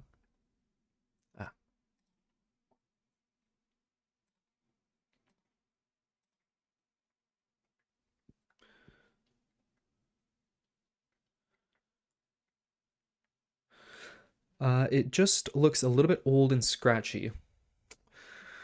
I think that's kind of okay, right? Like it feels like it's like a workshop somewhere that you do things. But I don't know. We can try out some more stuff. It work in browser if you use AI code and texture, and if the project's on their cloud. Yeah, I'm sure. If you hook up to the cloud, then you get all the features. I mean, Unity got only one problem. They manage it like kid can't decide what to go with both features and pricing. You remember runtime fee? If they made it 2.5% remove sub, I would pay, but they made it both. Yeah, the whole runtime fee thing. I actually don't think the pricing was the intent was that ridiculous. The implementation was ridiculous. It was insane, and especially like the fact that it was like backwards. It was applicable to previously released games. Like all that kind of stuff is nonsense. Um, yeah, they made some weird choices with that, and they're always making weird choices. Are there any other dark wood options? Okay, let's try one more. One more, and then we're gonna move on. So I think these, we tried one of these, it was way too dark.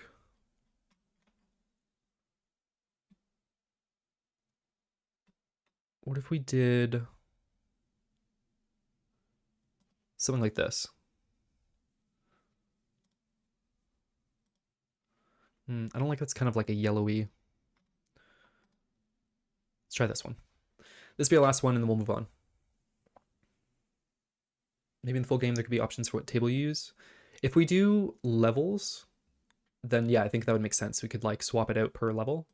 I'm kind of thinking something like, you know the game Unpacking? Or if you don't know the game Unpacking, it's a game about literally unpacking. But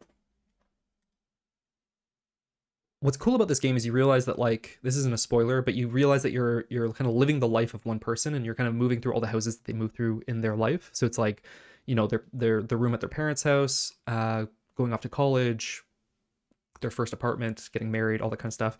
And each of the rooms is kind of representative of that moment of their life. So if we get to a point where we get to do a story for this, that's kind of what I'm thinking, where we're kind of creating these mementos of like a specific time in this person's life. And so we'll have different kind of themes, like it'll be a different season, different wood, different, you know, all that kind of stuff. And we'll swap it out. But it's a bit of a stretch goal. I don't know if we'll get to that. I think it could be pretty cool.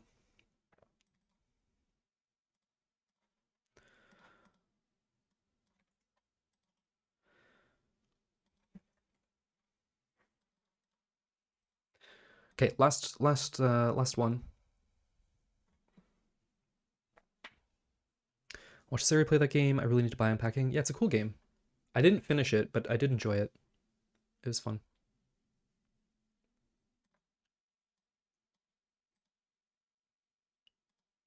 This is very dark. I kind of like it. What if we play around with this a little bit?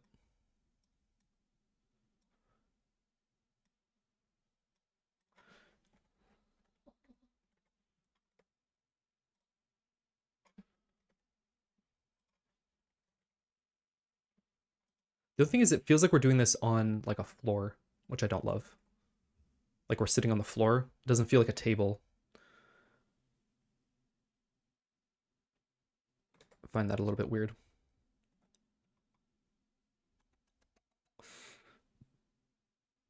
It feels like floor, yeah, exactly. It feels like we're sitting on a floor, and I don't like that. To clean like the scratches on the other one, that one would be really good if it were a bit lighter. Yeah, this one's very, very dark. I think we're gonna go back to the painted one for the moment, and we're gonna press on. We'll come back to this at some point. Let's do one more quick little adjustment here.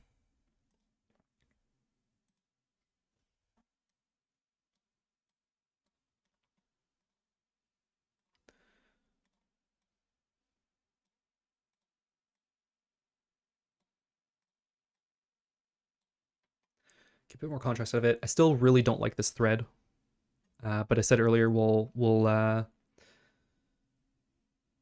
come back to that. I think we'll do like a geometry node tutorial or something and see if we can make something cool there. Because it's something I've been meaning to try for a while. I think this is at least looking better than what we started with. There's still a lot of stuff to do, but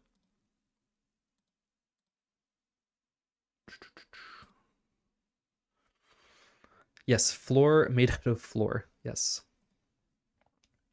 Neil, welcome back. Good lunch, I hope. How'd you get on with the leaf? We didn't really. We've been sitting debating different materials for a while. Do we even have this running anymore? We do. Can hardly see it, but it is there.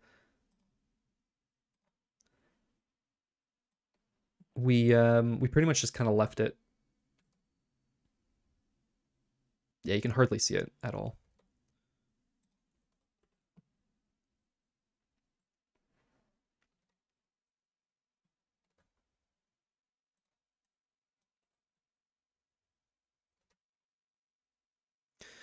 I think we'll come back to that. Okay, so what I want to do now, if we want to get a build out tomorrow, there's a couple things we need to implement. So I think let's get on to some features again. So first thing to do is I want to have different thread sizes so we can spawn at different radiuses. So let's quickly whip up a little model for that.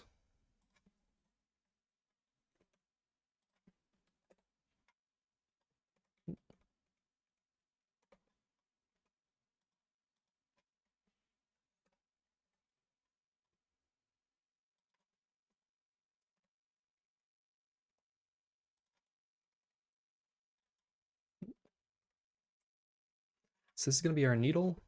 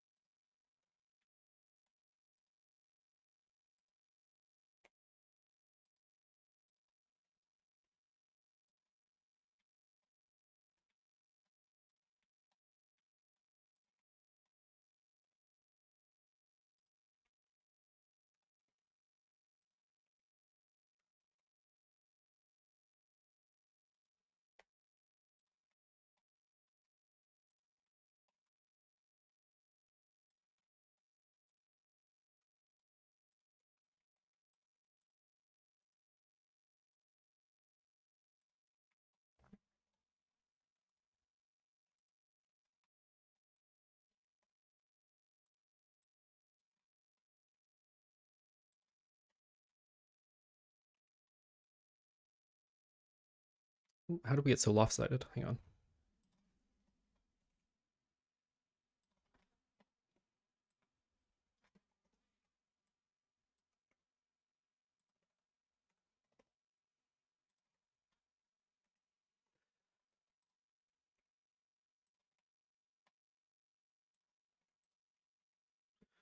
let's look up a little reference, see how far off we are. Embroidery needle.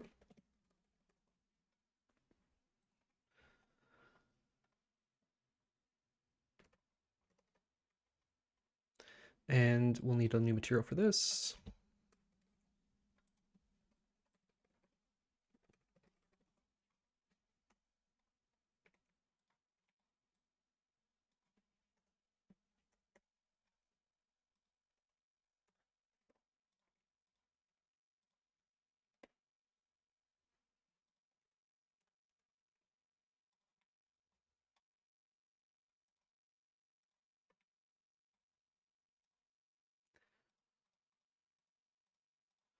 Three 300 vertices, not too bad.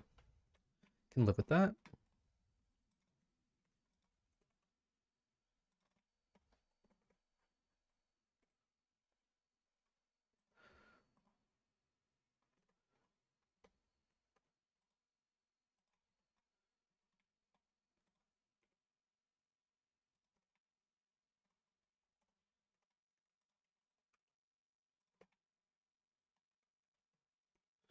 Okay, good enough for now. So basically the idea here is right now we are spawning 1 pixel at a time, which is really slow if you want to kind of quickly fill an area. So we're going to have a few different needles of different sizes, and the larger the needle, the more will spawn at a given time. Does that make sense? Miss having a late lunch today? Yeah, that's one thing with the streaming is it definitely interferes with lunch.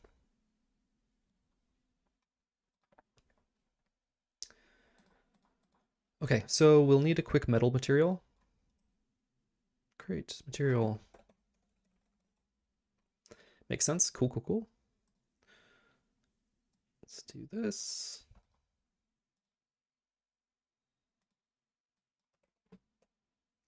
And this will be max metallic. Maybe not quite that much. And let's make this guy a bit bigger.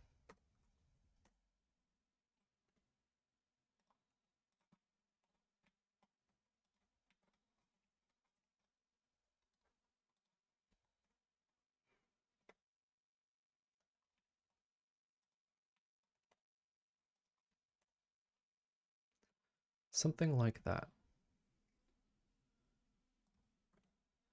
And we'll create a prefab out of this. What's a thimble again?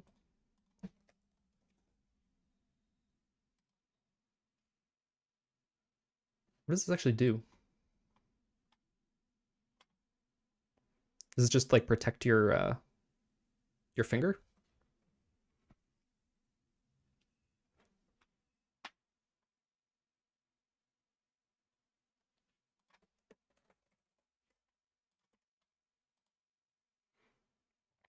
So one on the finger to protect it while sewing. Ah, safety first, Ilox. I like it. Okay, let's create a prefab. Needle.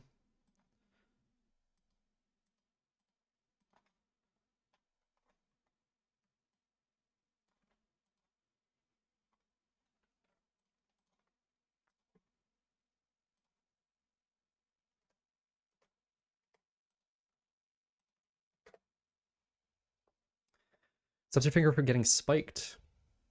Cool. Always important.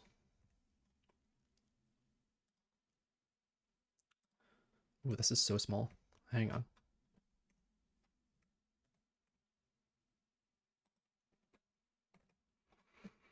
How'd you make it so every new model appears in the project without importing, re-importing? Is your scene in Blender just one big model? No. So the if we go to rendering models, so this is a Blender file. So this is my models.blend. So every time you save this, Unity does re-import it, but because there's only a few things in there, and you know the total vertex count is I think like 2,000. Like we barely have anything in here. It's just re-importing it very quickly. So if I move this, then I save, you will see it now import very slowly. But there we go. Yeah, so it's imported. It's just not taking long enough to pop up the progress bar. Okay, you should be 111. Oh, 111. Yep, cool. And this is a bit big now.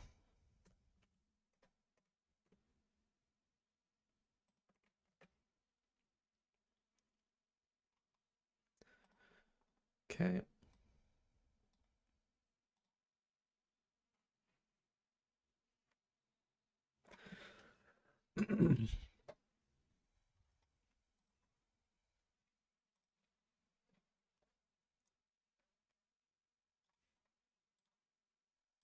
This definitely does not feel like it's actually part of the environment just yet.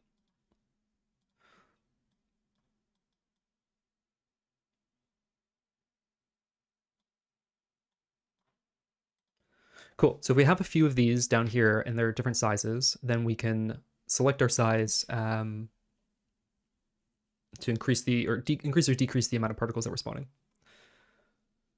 Is my dog still there? Yes, she is. She's moving back and forth. Let's see if I can show you.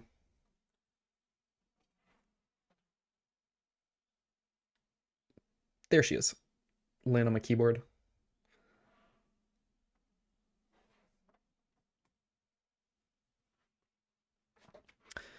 It'd be cool to have the older creations pinned on a wall as art pieces when you change chapter in the story. Totally, yeah. I think that'd be really cool if you could have them like hung up on the wall and you can go back to them and stuff like that. I think that'd be really cool stretch goal. But then each individual model, needle threads can be moved, scaled in Unity. I usually would export and import each model separately. Yeah, you can. So there's two things you can do. So I've brought in the blend file. So basically what happens is if you have Blender installed, Unity will convert it to an FBX. So it just kind of does its default FBX export under the hood. So you don't see that FBX file, but you can just drag and drop the blend file into a scene. And what it does is it puts the entire scene there. But because it's a model type, you can't like move, like you can move individual ones around, right? So I could take this canvas and I can move it and do whatever I want with it. But if you want to start creating like prefabs and stuff like that, what I do is I create a duplicate, move it out, and then create a prefab from that. So this is nice for prototyping, but it gets pretty messy pretty quickly. So I'll probably detach this at some point, but for now it's kind of nice enough to work with. So let's see what this looks like. So if we have needle, needle, let's go with 4 sizes to start with, and then these are progressively smaller. 0.8, 0.7.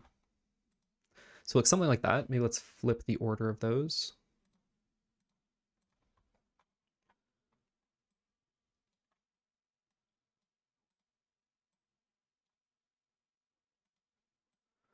Something like that.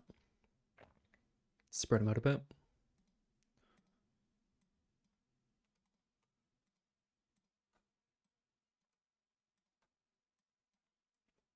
Like so. So now we can use that to decide our thread size.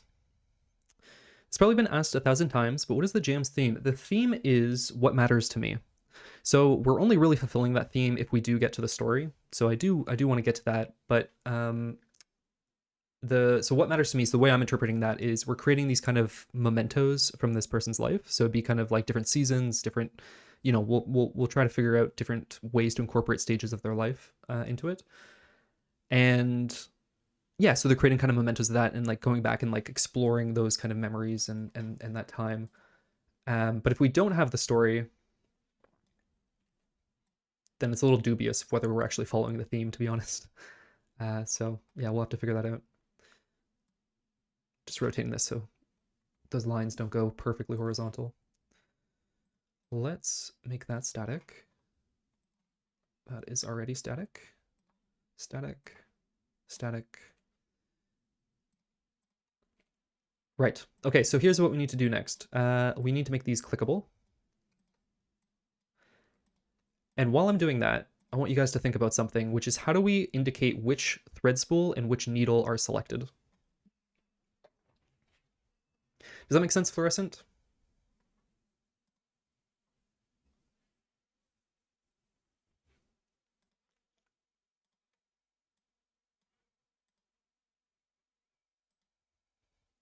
It'd be cool to use it for memories of your own life too. Yeah, so if we get it to a place where, you know, you can just create your own like it's you know, if it's extensible enough that you can kind of just like create whatever you want, then yeah, then essentially it is you're just making kind of memories of your own life, and I think we can justify the theme like that. But I always think about story. It's the thing that kind of like pushes me on projects. So do they just disappear since you're holding them? Could be, yeah, could be. We wouldn't really then be able to see what's currently selected. So like, so if I'm using water and then that disappears, I don't really have any indication until I start drawing of what I'm using. Maybe we could have like a little needle that follows your mouse with like a little line of thread coming off of it. That could be a way. So they disappear and then it's like you're holding it. Maybe the selected thread would disappear. Yeah. I think you need some way to see what you're actually using at a given time. So yeah, if we could see the needle and like a little thread coming off of it, then that kind of gives us an indication of what is being used. So rather than being on the right, it being on the left. So like whatever you're using appears over here, you mean?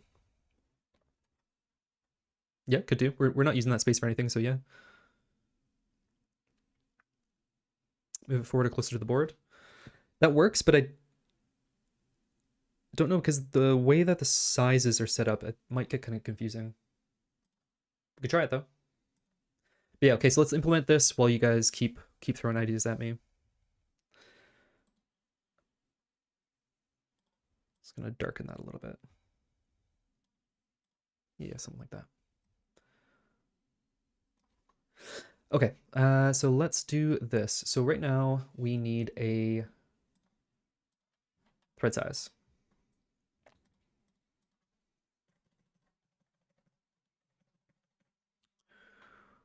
Input particle and then private int input thread size.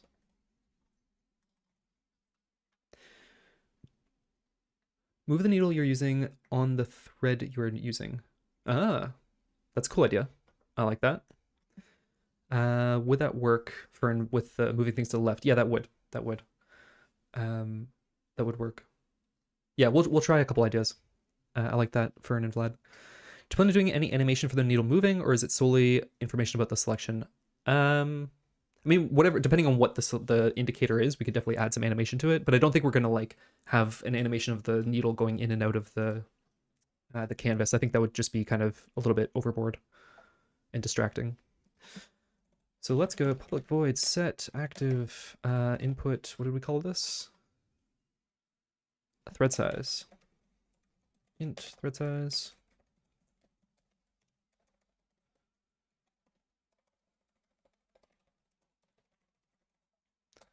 Cool. And then we need a needle type.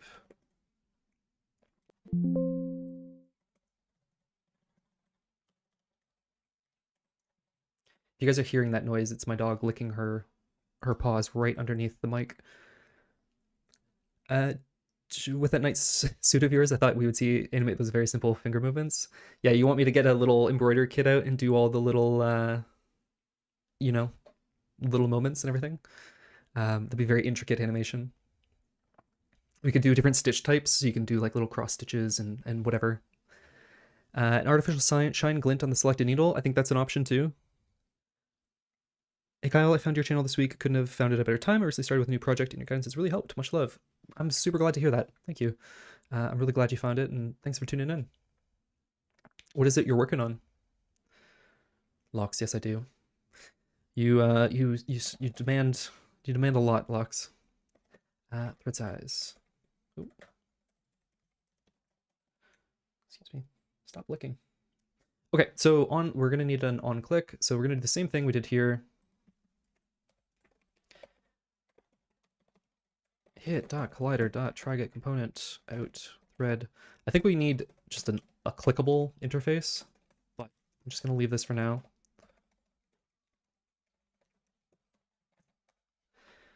So when a thread is clicked, we are going to do exactly the same thing. Oh, no, not that kind of thread. Needle.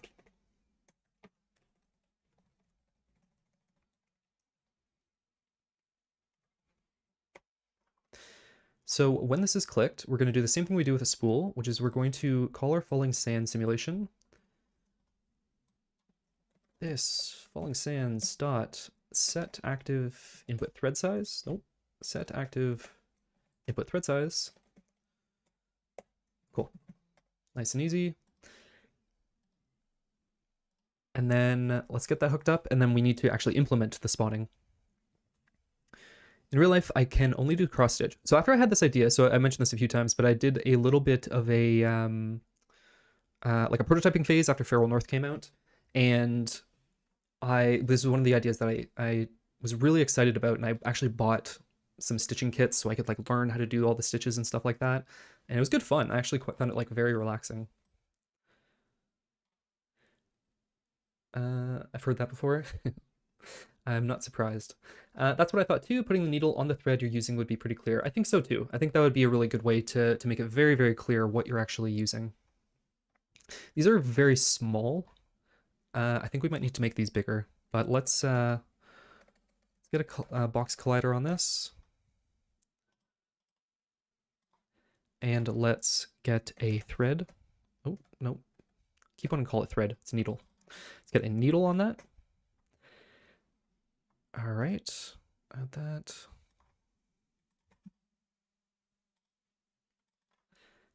And these will go from large to small. So we'll go 4, 3, 2, 1. We'll see how that feels. Okay, so let's make this a little bit bigger so it's just easier to click on.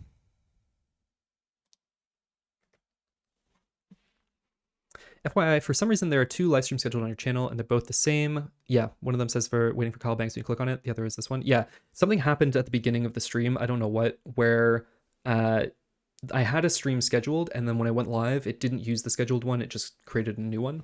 So the one that was scheduled is not being used, unfortunately. I need to clean that up after, but I'm not sure what went wrong there. What I'm thinking is if you move a needle away, you won't know how its size compares to the others for the first and last, unless they're in a box and you can see the empty spot. Well, I mean, you would see the, oh yeah, I was gonna say you could see the gap, but if you select one of the outer ones, that's a fair point. So yeah, we could have a little kind of like box or what do you call those things that you like, the little, not a voodoo doll, but essentially that's like a little ball that you put all your needles in. But we could do something like that. Yeah, that's a good shout out, Alex. Or like a little divot in the wood might be kind of cool. So it actually looks like it's like a permanent slot carved for it. I kind of like that actually, because it would kind of indicate that this person's like very serious about their embroidery. Okay, let's move these all up a little bit. Let's move these all a little bit.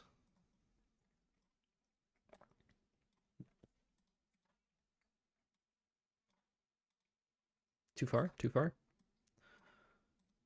Too far. Yeah, something like that. Pincushion, that's it. Yeah, that's it. We call it the little thing where you put needles, you know, not the voodoo doll, but yeah, that'll be the name of the class. The little thing where you put the needles, you know, on the not on the voodoo doll, but .cs. Okay. Sorry, I'm getting bogged down in the layout of this. This is totally not important right now. Move that over. Cool, cool, cool. Okay, so we need to actually implement the spawn radius. So let's go into our Falling Sands. So currently we get the exact spot, where is it? We get the exact spot that you clicked and we put a particle there. What we need to do is we need to loop over this. Will there be tools for making houses on there too? So I'm thinking houses, I don't know, but I think like houses and all that kind of stuff will be generated. So based on the kind of, so you're focused on the raw materials like the water and the soil and all that, and then based on what you lay out, things like houses and trees and all that appear. So kind of like if you've played like Dorf-Romantic, I think they have this. Am I making that up? Dorf-Romantic. Like when you place a grid, things start to appear. So like, for example, you place the tracks and then trains appear, right? But we're working with a little bit more kind of basic stuff, so like water and soil and all that, but like little stuff will appear based on what you place. Why not use 2 window layout? It could help with perspective. What do you mean, Joe? I'm not sure what you're referring to. Hi, I was inspired to make a physical prototype and posted it on the fan art channel on your Discord server. Wow, is this first fan art for the embroidery game? Whoa. Hey, cool.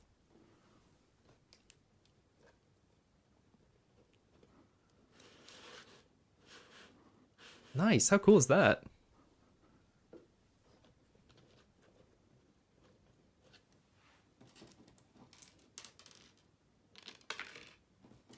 That's really cool. First fan art for the embroidery game. We don't even have a name yet. Thanks, story game artist. That's really cool. The houses are on tiles already when you place them. Oh, for Dwarf Romantic. Yeah. But there are things that do appear, right? Like the what do you call it? The boats and the trains and stuff like that. Those things I do think appear based on what's played. But you're right. The houses, that's one of like the core types, the tile types in Dwarf Romantic. Yeah, fair point. Oh, actually, you know what? Looks like there's a boat on this one, so maybe I'm completely wrong about this whole thing. I just made it up, guys. Sorry. All right, let's do this spawn size, spawn radius. Okay, so what we need to do is, right now we get the specific index of the particle. What we need to do is get X number of neighbors based on the thread size. So we already have a function to do this. Where is that? Split, right? Let's go here. So we have this function where we get, oh no, we just, it's very simple. Okay, we're just adding. So here's what we're gonna do. So we're gonna get the particle grid position, which is helpers dot, we have UV to particle index, and then we need this. Public static int UV to grid space, to UV, int width, int height. We'll take that, pop that there. And then this is int2. Turn int2. Yes. And then this is UV to grid space, UV. Width. Height. Okay. So now what we can do is back in our falling sand, we can take the grid position. So UV to grid space. That is text chord. It's dot width. This dot height.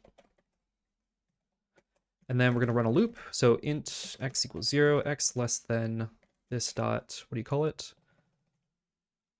Thread size. Yes, -1. X plus plus. And then we'll do the same on the y-axis.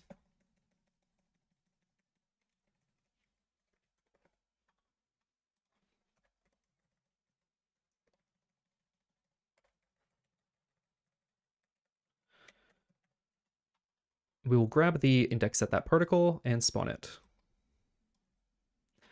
So let's move this into another function. Private void spawn at.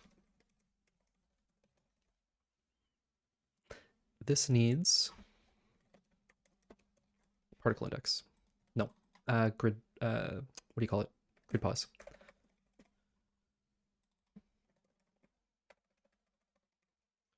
Grid space to particle index. Cool, so this will spawn there, and then at the end, we will do this dot spawn at grid pause. Actually, we do that first. So we'll spawn at the currently clicked position, and then we'll run through its neighbors based on the size of the needle that you're using, and spawn there. This thing dope. Also, by layout, I mean right top, switching to 2 window layout, you know, then switching between scene and... Oh, I see what you're saying. Yeah. Could do. I like having the game view quite large. But yeah, I see what you mean. It looks really good so far. Nice, thank you. How do you remember all the things to write down? I use Notion. So if you're talking about like my to-do list, I use Notion and I keep track of everything in there. Everything from like taxes to to-dos to my calendar, everything. I use Notion for everything. Never been sponsored, not sponsored. If they want to sponsor me, I would love that. But I'm just a big fan of Notion. If you're talking about like just as I'm rambling, I don't know. I just ramble and try to remember as I go. Let's go. Okay, so this dot spawn at, and that is just realizing we need to do this dot. We need to do minus input thread size to positive input thread size. And we will spawn at particle grid pos plus xy. Now we have one issue. So if the thread size is 1, we only want to do the one particle, and this is going to go from -1 to 1, which is going to do 3 across and 3 up and down, which is quite large. We don't want that. We want spawn radius equals input thread size -1, and we'll go from minus radius to positive radius. Right? And then that should do the trick.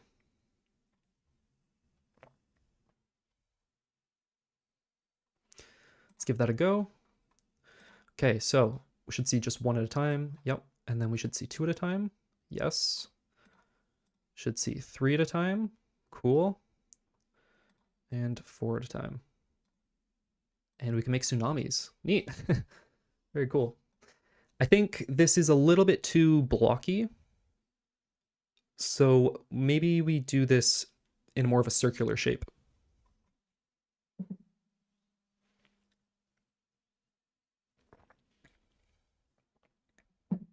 Thank you. Glad it made you smile. I'm now frantically cleaning up bits of styrofoam off my floor. I bet. This is so cool, though. That's really, I think it's really cool that you made that.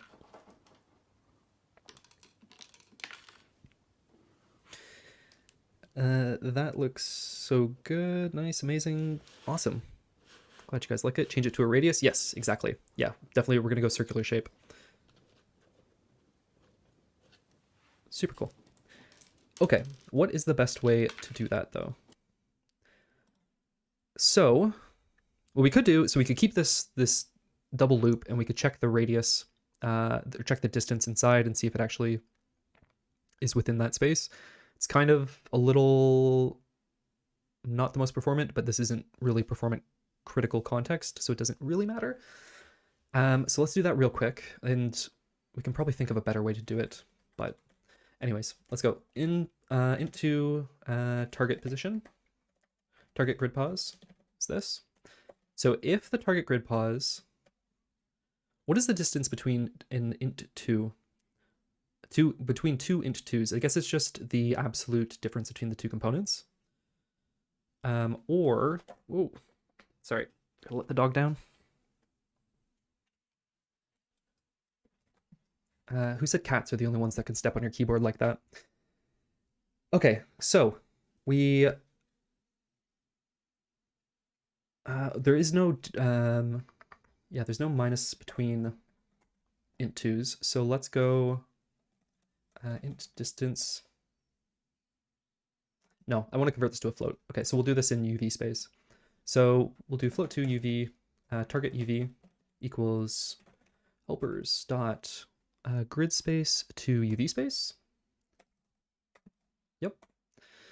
And we will do if distance target UV, target UV and text chord. Let's rename this to UV.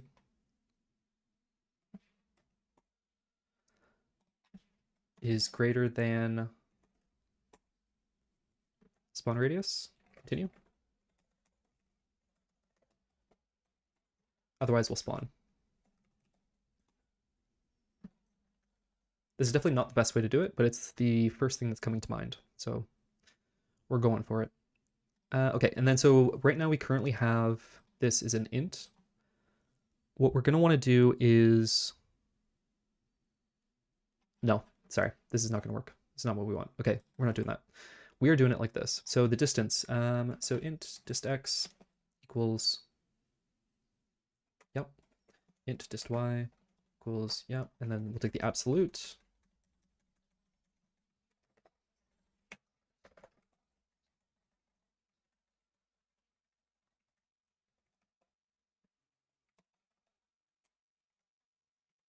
Let's go with that.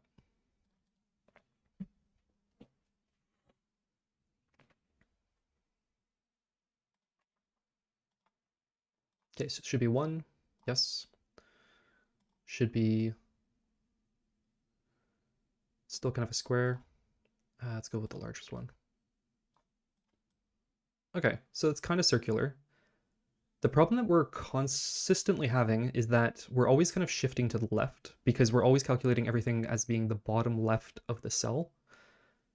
So it doesn't look the greatest.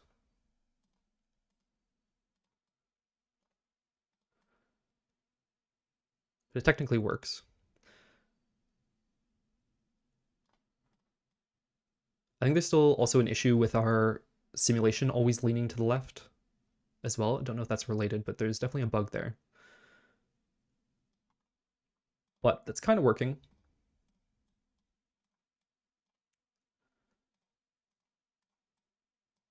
One thing I also wonder is if it might be better to have a little bit of noise. So right now, every particle within the radius has a 100% chance of spawning. Maybe we introduce a little bit of noise there just so it's like, feels a little bit more textured, you know? Have I ever played Planet Zoo? No, I haven't. It's nice to have your stream in the background while working. It's been forever. Hey, I'm glad to be back. We also fill up the canvas very quickly when we're doing it like this. We have an error here. Falling sands on click. Oh, we need to check if that's a valid position. Of course.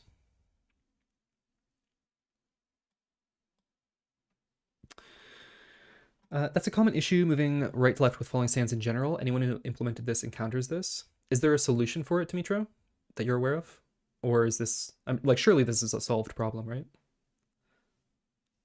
Thoughts on rotating the canvas? Yeah, so that's one of our 3. Thank you for reminding me, actually. That was what 6 suggested before. So we have 3 solutions or 3 ideas for how to handle this whole vertical perspective thing. So one is particles move to the outside. So rather than always falling down, they move out. The other is the inverse. Instead of moving out or moving down, they move towards the center.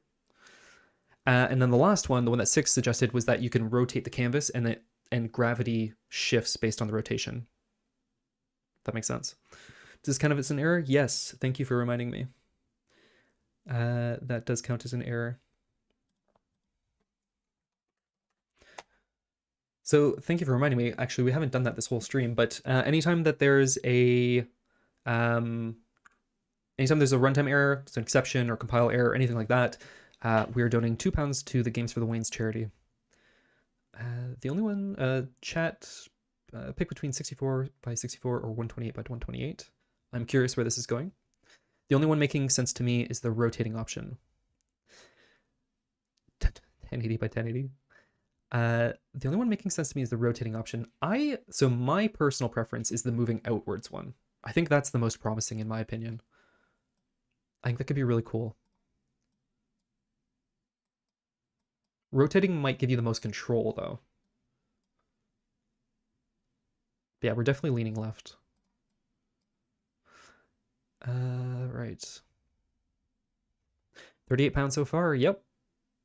So we did. On the end of the second day, we already donated 24.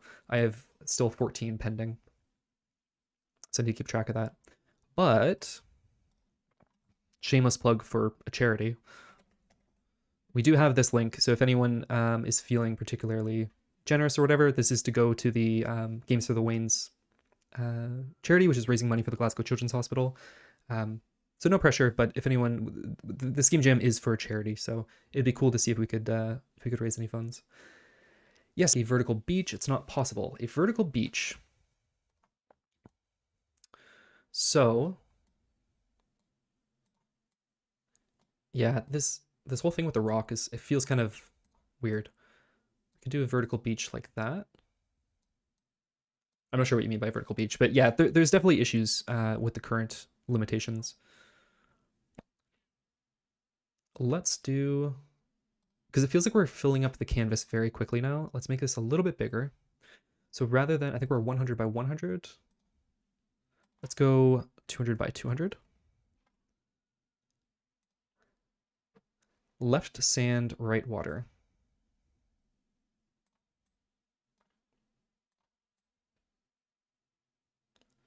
Ooh, this is satisfying. This feels cool.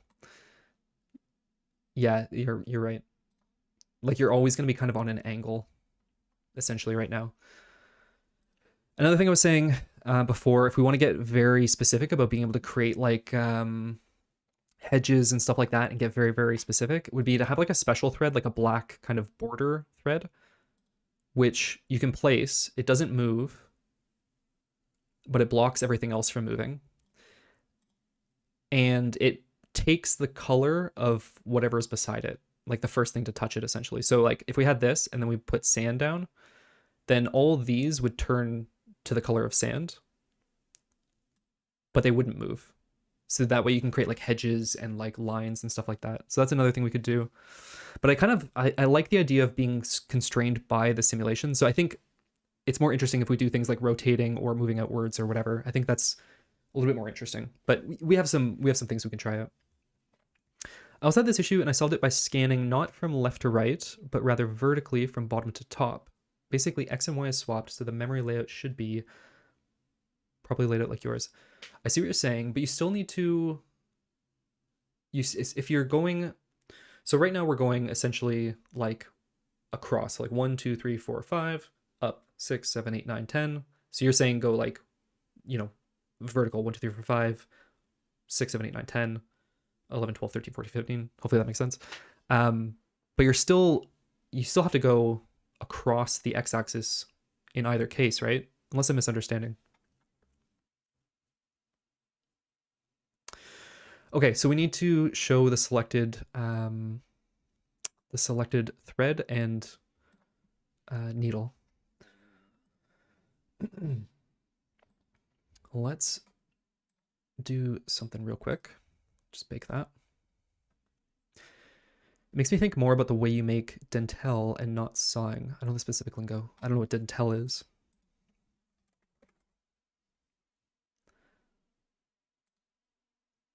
Oh, I see what you're saying. Creating bottom up.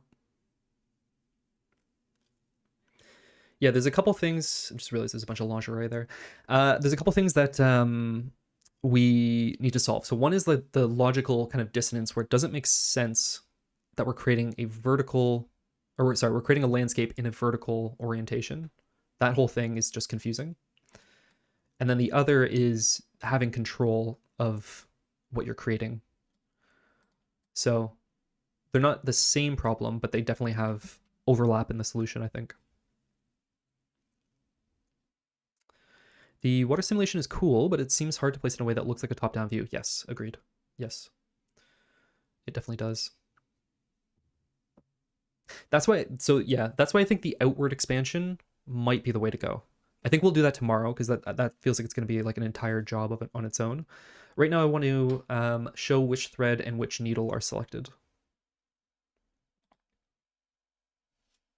Okay, look, gotta work. Enjoy.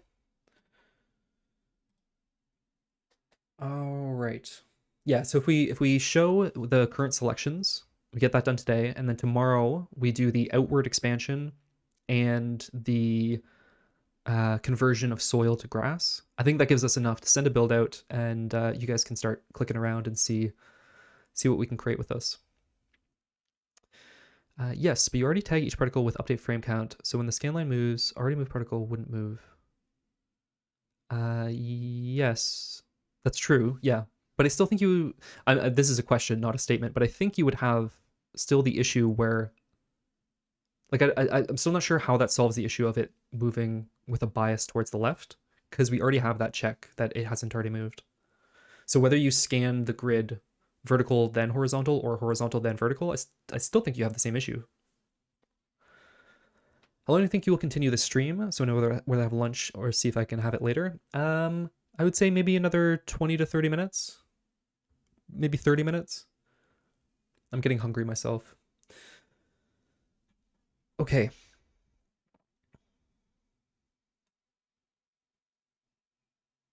Yeah, I'm definitely with you guys. Like, there's definitely some gameplay stuff we have to figure out here for sure. This is all an experiment. And that's what game jams are for, right? Like we can, just have fun with this and try and figure something out. So we need to solve that issue where this might not be a valid position before spawning. So let's do this. So if this is not a valid position, I'm just going to duplicate this for a moment. If this is valid position, actually, you know what? I'm not doing that. I'm going to move this into our helpers.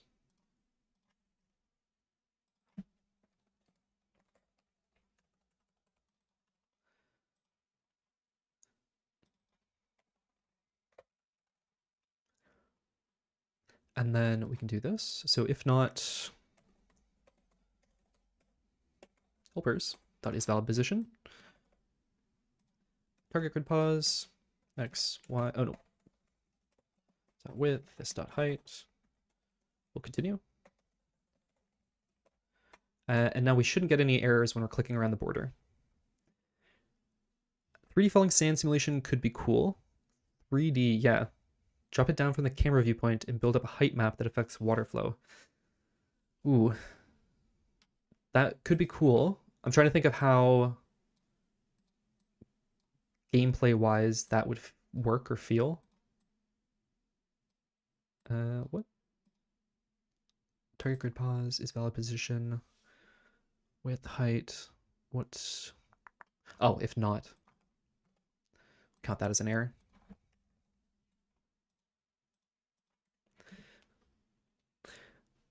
Add loot boxes for colors. Yeah, we'll have a battle pass for this. You can get different threads, get holographic ones, Superman skin, all that kind of stuff. There's another approach, but I'm not sure if this is as performant. In your case of scanning from left to right, you can choose randomly which way to scan, left, right, or right, left. Could do. Issue is that, one, I'm still not sure that that's actually what's causing the leftwards lean. And the second is more a technical concern, which is that we have Unity's job system running the loop essentially over the grid, and I don't know that they guarantee any kind of sorting or ordering. What we could also do, this actually might be a quick way to test this. So right now we have this list of valid indices that we are iterating over. So it's a list of integers that point to a grid, and it's all the valid grids that are like actually in the circle shape, right? What we could do is just shuffle that list before passing it in, right? And then that way we're basically essentially sorting it in random. And then yeah, we'll see if that helps. Where do I pay? Where do you? Oh, for the battle pass? Yeah, well, it'll be a subscription, obviously. £40? Yes, £40 per month. Don't say the J word. What's the J word? Or what J word was used? Let's go and do that. Valid indices dot shuffle. Oh, it's an extension method. Sorry, shuffle list. I've written this before. Hang on. Job? Why is job offensive? Let's go utils and extensions. ext list. Unity's particle system added at premium version. Yes. And sound effects will be part of the battle pass. Gotta go for lunch. Cool. Thanks for tuning in, Fern. I'm not sure if we'll be here when you get back, but thanks for watching, and we'll be back tomorrow.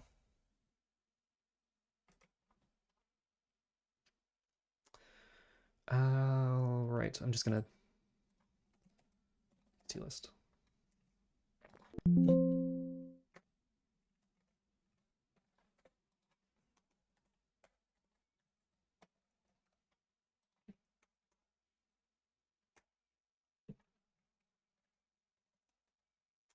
Cool, so this is going to shuffle our list. That'll shuffle that in place. We convert it to an array, and then that's the list of particles that we're iterating over. So it should, in theory, go randomly through the grid. So we'll see if that helps with the leftward lean. I'm not entirely sure why we're getting that, but I think that will kind of at least prove or disprove that theory.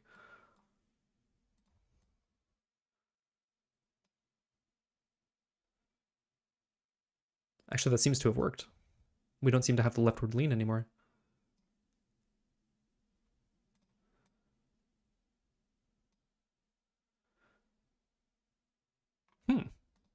I don't know why that worked, but it seems to have worked. Right? It's evenly distributing left and right.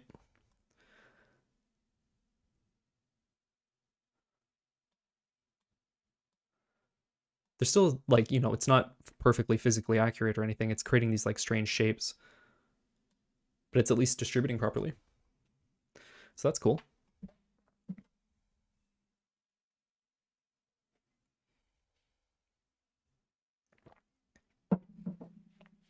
Although it's not flattening out.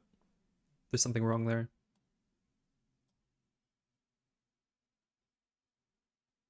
So it's kind of introduced a different issue.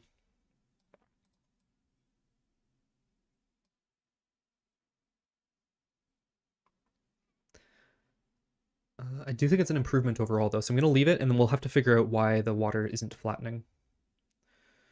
We'll do that later. Okay, I want to get the selection indicator working.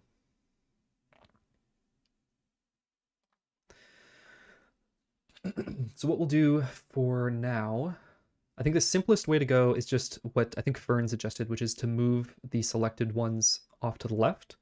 So let's just do that real quick. Let's go selected needle position and selected thread position.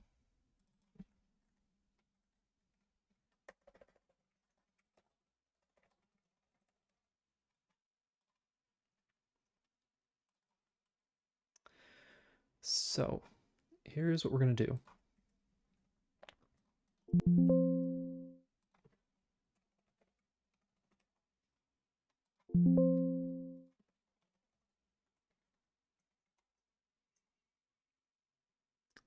With the shuffle, it looks even cooler. It does look cool. Yeah, I think it does look cool. I agree. It seems to have an issue with the water not flattening out. I think we'll figure that out at some point. But overall, I think it's an improvement. So thanks for the inspiration on that. Okay, so this is going to have a series of needles as children. So let's go serialized field, child, rabbit needle, needles. And what we want is the ability to set one of them to be active.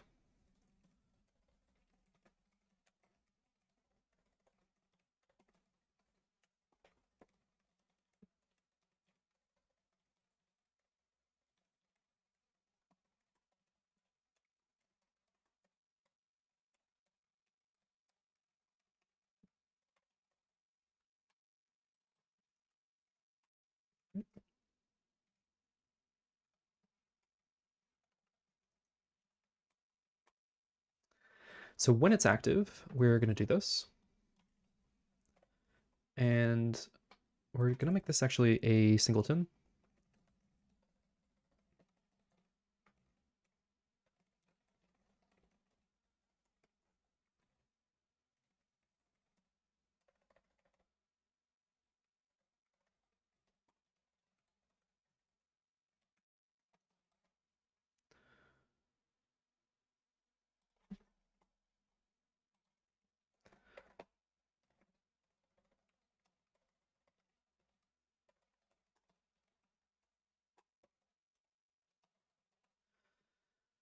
Okay, so we are going to do this. So needle manager dot set dot instance dot nope.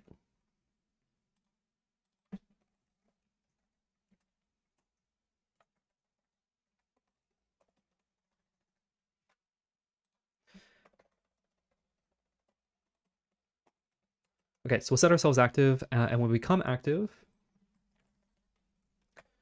we will tell the falling sand simulation. I think we're going to clean this up later, but let's get it done. And if var check equals needles I, if check equals needle, we will set it active. Otherwise, we'll set it inactive, and then we need to handle moving around.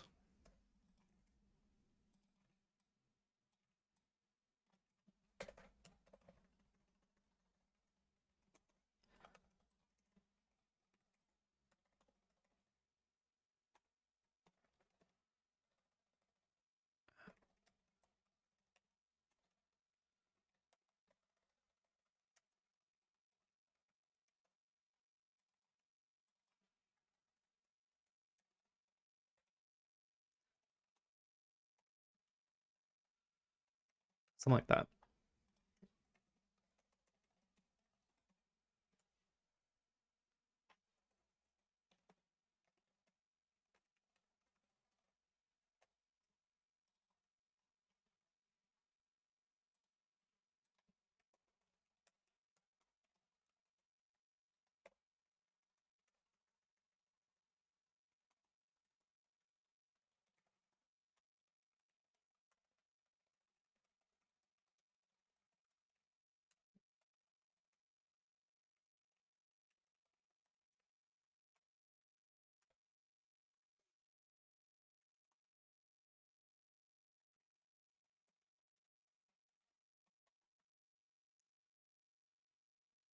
I understand intuitively why this issue arises, but it's hard for me to explain it. Basically, each particle is processed sequentially, and if the scan is going from left to right,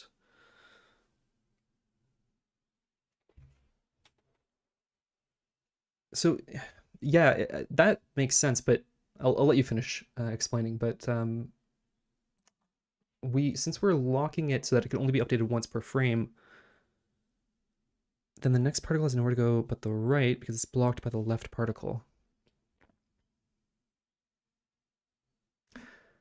Oh, if we move, I think I know what you're saying. So if we move down into the left, no.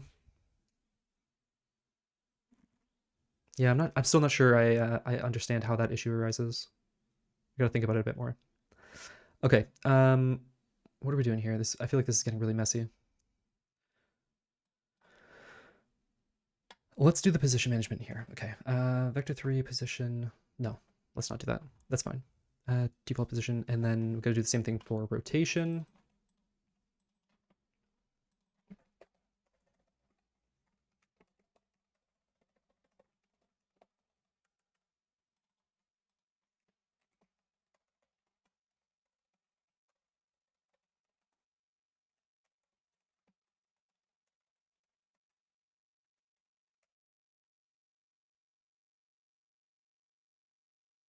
Oh, of course.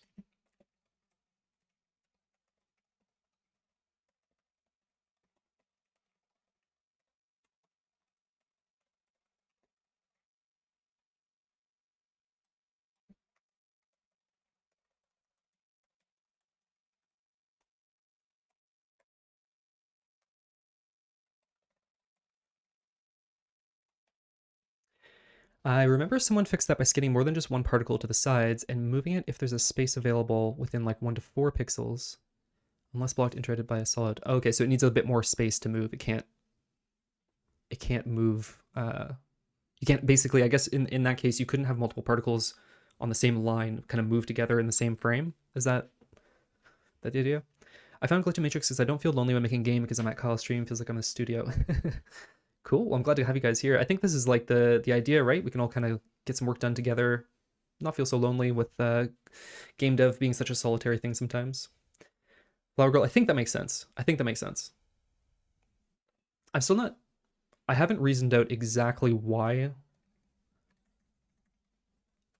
Like that sounds like it would solve it, but I still don't exactly reason about why it's caused in the first place. If that makes sense.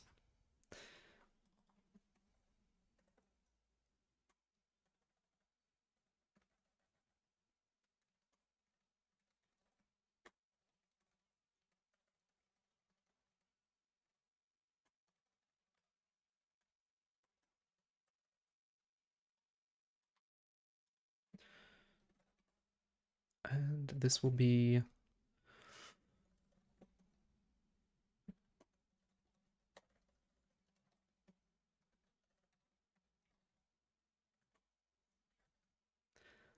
let's go with that. So when we're active, we move off to the side, and when we're inactive, we move back to our default position. Let's do that. If that works, we'll do the same thing for the threads. You could still do that, but it's more allowing them to move even if that diagonal space is taken, as long as there's space next to that occupied space. But I don't know if I've been wanting to make a falling sand type thing for ages, but I've only ever researched and not started. Maybe I should. Yeah, give it a shot. I mean, it's a fun thing to implement, right? At least you get the basics going. It sounds like there's maybe some complexities that we haven't fully sorted out yet, but it's good fun. I can say that for sure. Needles. Okay, so here's our needle manager. This will be our static, nope, needle position. Move these under here. Nope.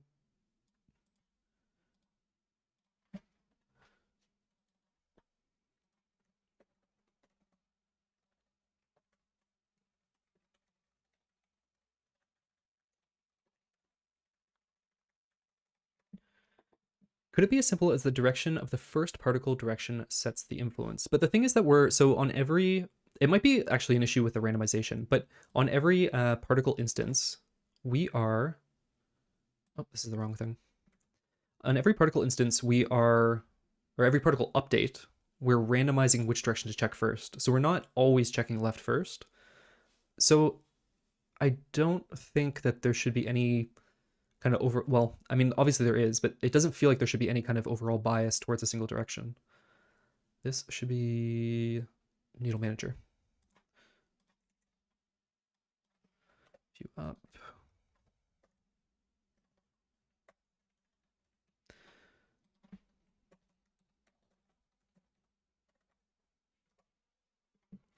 But clearly I'm wrong, because there definitely is a bias, right? So something's going wrong there.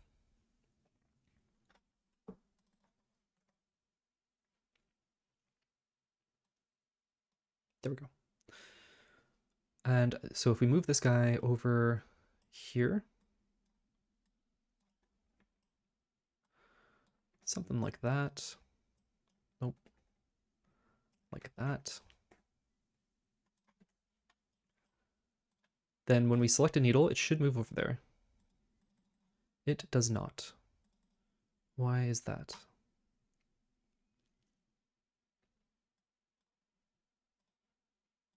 Okay, that's an error. It's a confusing and pain in the butt issue. Yeah, it is. I think I need to do some reading on that. Maybe when I'm not on stream. When I'm on stream, it's hard to think. There's a lot of, it's like when you have someone looking over your shoulder. So yeah, I'm completely struggling to reason about it, just as we saw with the grid the other day. But I think what I'll do is maybe do some reading on how people have solved this in the past, because surely someone solved this. There's actually a bias while there's actually a bias while a pile/pyramid is formed. But there shouldn't be, right? Because if you have a perfect pyramid, if you have, let's get the grid out. So if we have,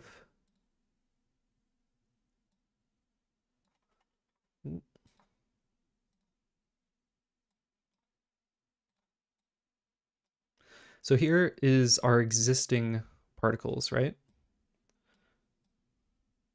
And then we have a new particle falling down on top. The first thing always checks is down. That's always the first check. So there's definitely a bias towards going down. That, obviously is blocked in this case. And then what we're doing is we're checking both left and right. And in this case, they're both available. And then what we're doing is if they're both available, we randomly pick which one we take. So there shouldn't be any bias. If the pyramid starts to get lopsided, right, where there's, a lot more going on this side, then they should just start going this way until it evens back out. So I still haven't kind of quite grokked why that's the case. Don't mind us stairs. If the particle are looped through from left to right, they will be blocked from moving to the right because those are yet to move. That could be it, actually. Well, not quite. If we're looping through, what would happen is if this guy moves over here, right? Suddenly this thread is blocked, or this spot is blocked. But if there was a guy beside him, now he can't move down, now he can't move left, and he would go right. So unless we've got, if Unity job system is going in through this in the reverse, then that would cause a leftward bias. That kind of makes sense, and that would make sense why shuffling it did kind of fix it. You can check it out by stepping through step by step in a simulation. I know that because I've done that previously before. So I don't deny that the problem exists. It doesn't make sense to me why it does. But this kind of feels reasonable. There's also an issue when you spawn a huge ball of particles.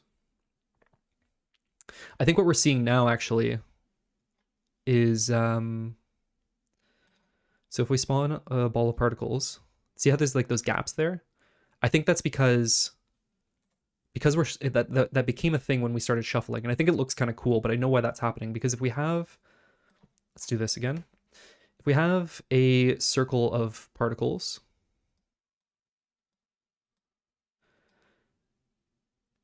if this one tries to move before this guy, he can't, he's blocked.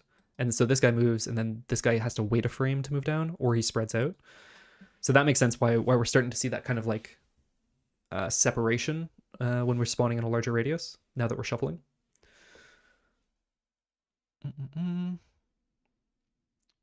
What happens if you click on a spot that's already filled? We just replace the particles, so you can paint over what's there currently. I don't know if that's what we're going to have in the final game, but you can replace what's currently there. When it's just one by one particle, then it's difficult to notice it. Yeah, when it's one by one, it's a lot easier for the simulation to kind of behave as intended. Finish lunch. Nice. What'd you have? More perfect grids. If you move the particles in order bottom up, the ball would move continuously, no?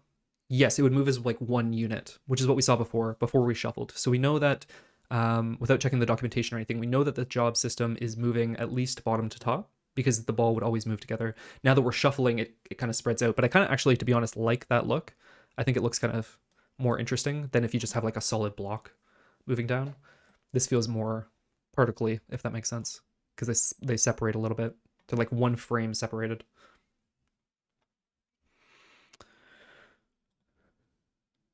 Panini with ham and cheese, grapes, and 2 strawberries. That sounds good. That sounds like a good lunch. A classic lunch, I might say.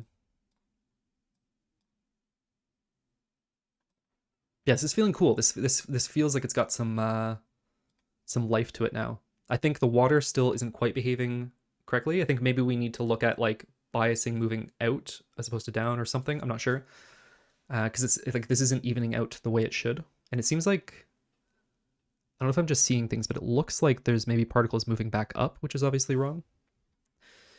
It looks better with randomization, and performance should be fine. Same for the size of the canvas you have now. Yeah, I don't think there's any, because we're only shuffling on initialization, so there's no kind of runtime performance cost there, just on the initialization.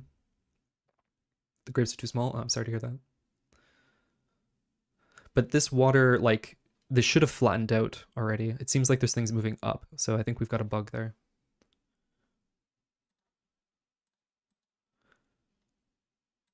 Select a needle position. Why are we not moving there?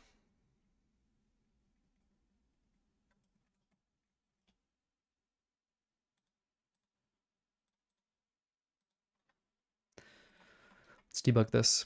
So if we get clicked, we set this active. If we run through the needles, if the current one is the active one, we set it active true, and we move it to the active needle position, which doesn't seem to be happening. Is it actually changing the thread size? No, it is not. So this doesn't seem like it's ever getting fired.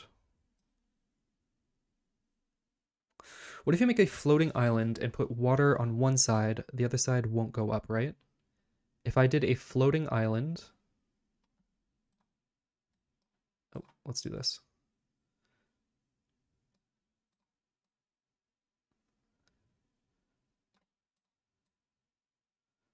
I think this is what you mean. Oh, I don't want it to go over.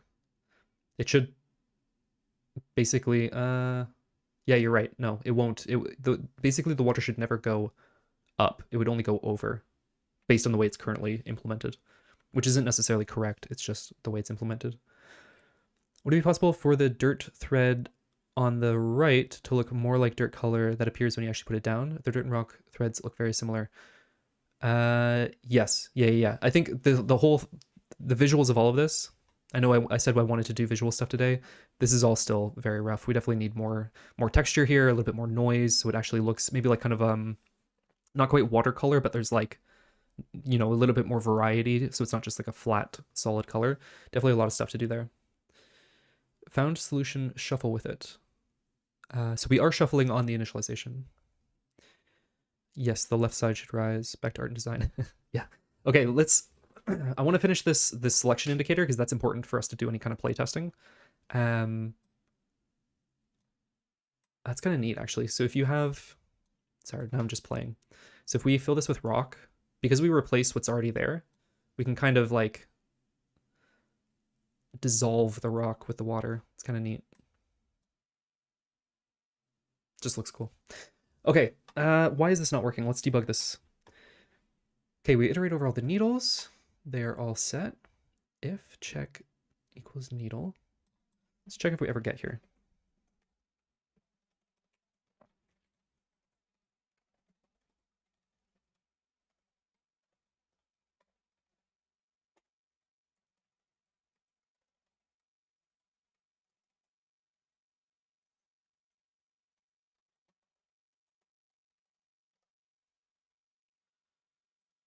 Why not add cloud that ascends then falls? That'd be cool. I think that'd be a good one. If we had like fire or something, we could have like water dissolve to steam and it would go up to the top and then it would like rain back down. That'd be kind of neat. Dissolving rock is very satisfying to watch. Yes, agreed. I guess that performance might be impacted by CPU prefetcher having trouble guessing what memory to fetch in advance. Yeah, that is a good point. We are not using the array in the most efficient manner. We'll have to see if, you know, other people's CPUs have any issues with that. It seems okay so far with a 200 by 200 canvas. But you're right. We are losing a lot of the optimization of using an array in the first place. We could, rather than, no, that's going to cause issues. Never mind. I was going to say we could actually rearrange the main array to match the array, the order, like the shuffled order that we're going to run through it. But that's going to cause issues because we'll no longer be able to look up where a particle is based on its grid position without another array kind of pointing to it. Yeah, I think we're just gonna have to eat the performance cost for now. Okay, debugging. Okay. So if we click this one, we should see true after the first.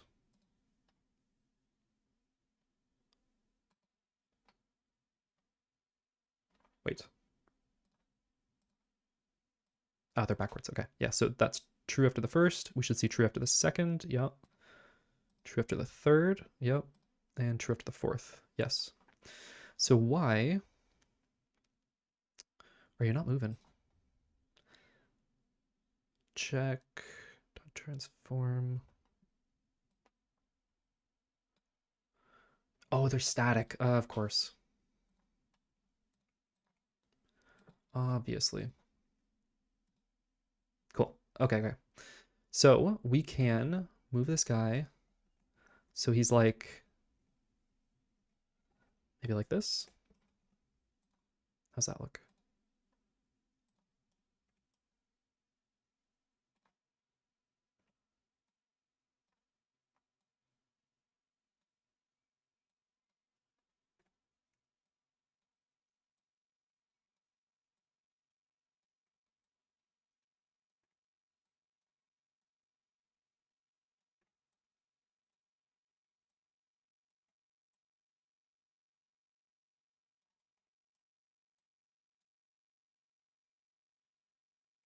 Something like that.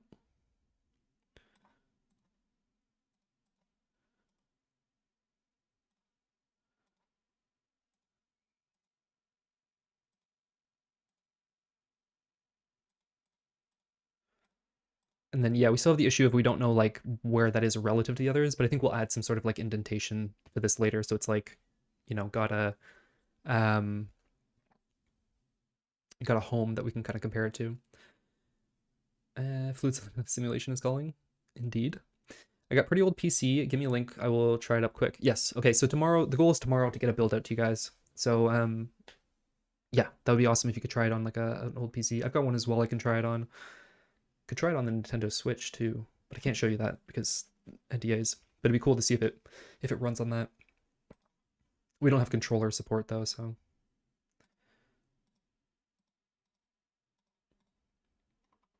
Cool. Just rotate this. It's bothering me that's not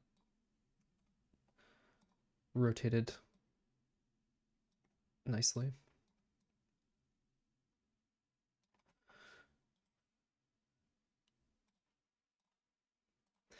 Okay, and now let's do the same thing for the thread. I still want to do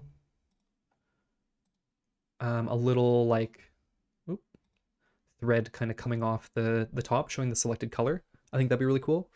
But yeah, I think we'll skip that for today.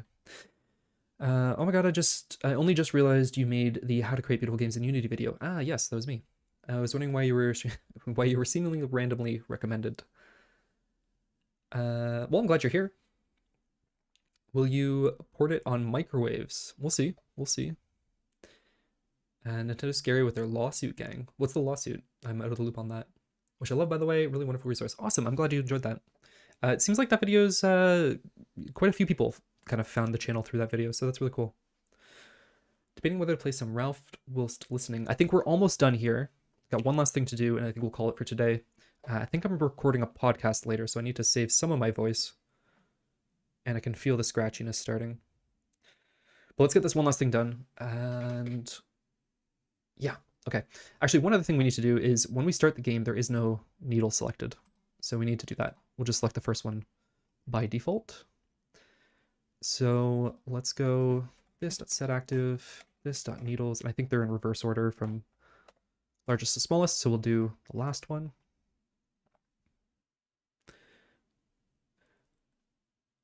Copyright game mechanics now these days. Yeah, that's true. Oh, we need to wait for that to actually wake.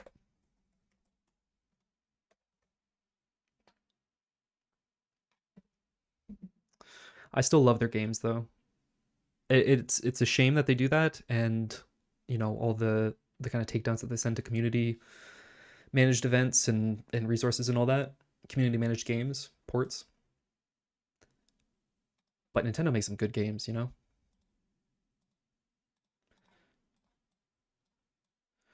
Neato. Yeah, I think it'd be really cool if we had one level where like there's just like a not this much more sparse, but like just a little bit of rainfall. It's kind of constantly falling. That'd be kind of cool. Something like that, just like random rain. Okay, let's do the thread and then we'll call it.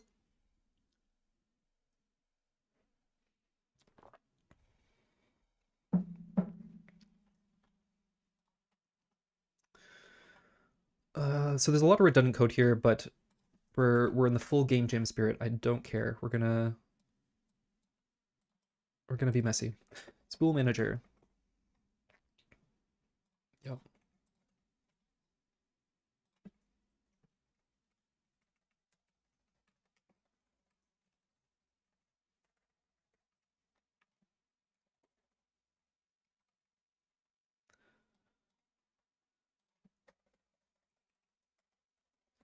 Spool position.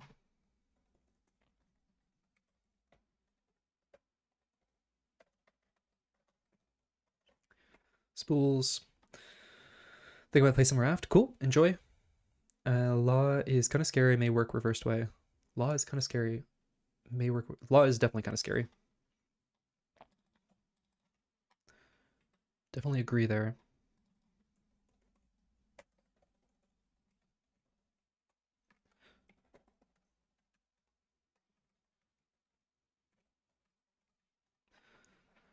Get rid of that. Get rid of that.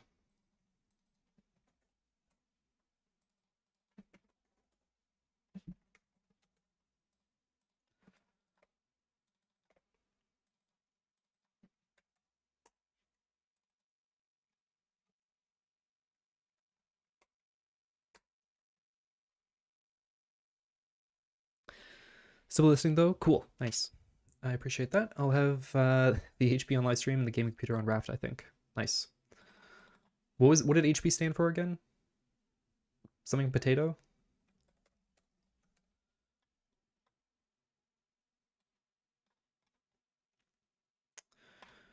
So on click, spool manager. Oh, keep that.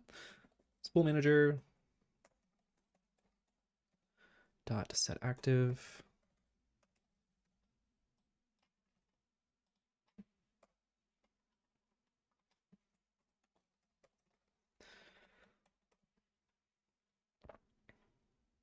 And later on we'll do some, animations and all that, but for now I think it's fine if they just pop around. That'll give us enough to test.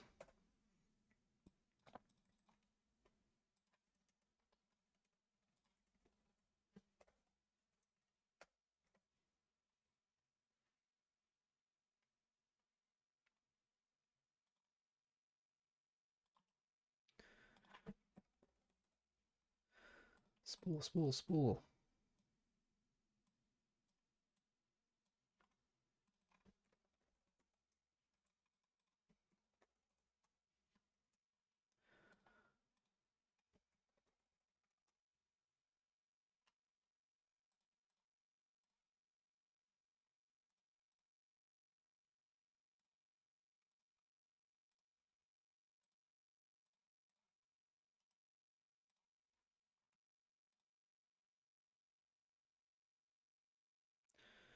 Okay.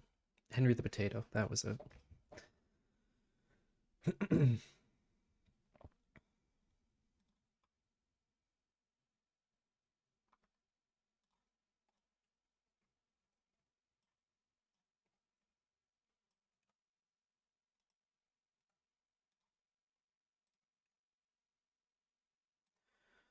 Okay, and where have you gone?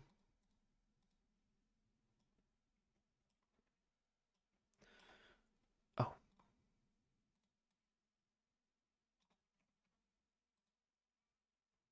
Neat. All right, so if we rotate this and move them over here,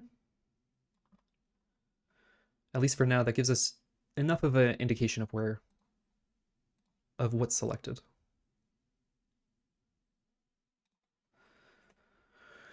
All right.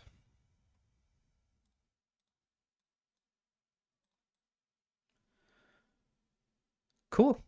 All right, that gets us good amount of progress for the day. Good amount of progress towards getting a build out to you guys. So we'll aim for that tomorrow, and we'll get grass going and all that. Thank you guys so much for watching, and yeah, hope to see you tomorrow. Bye-bye.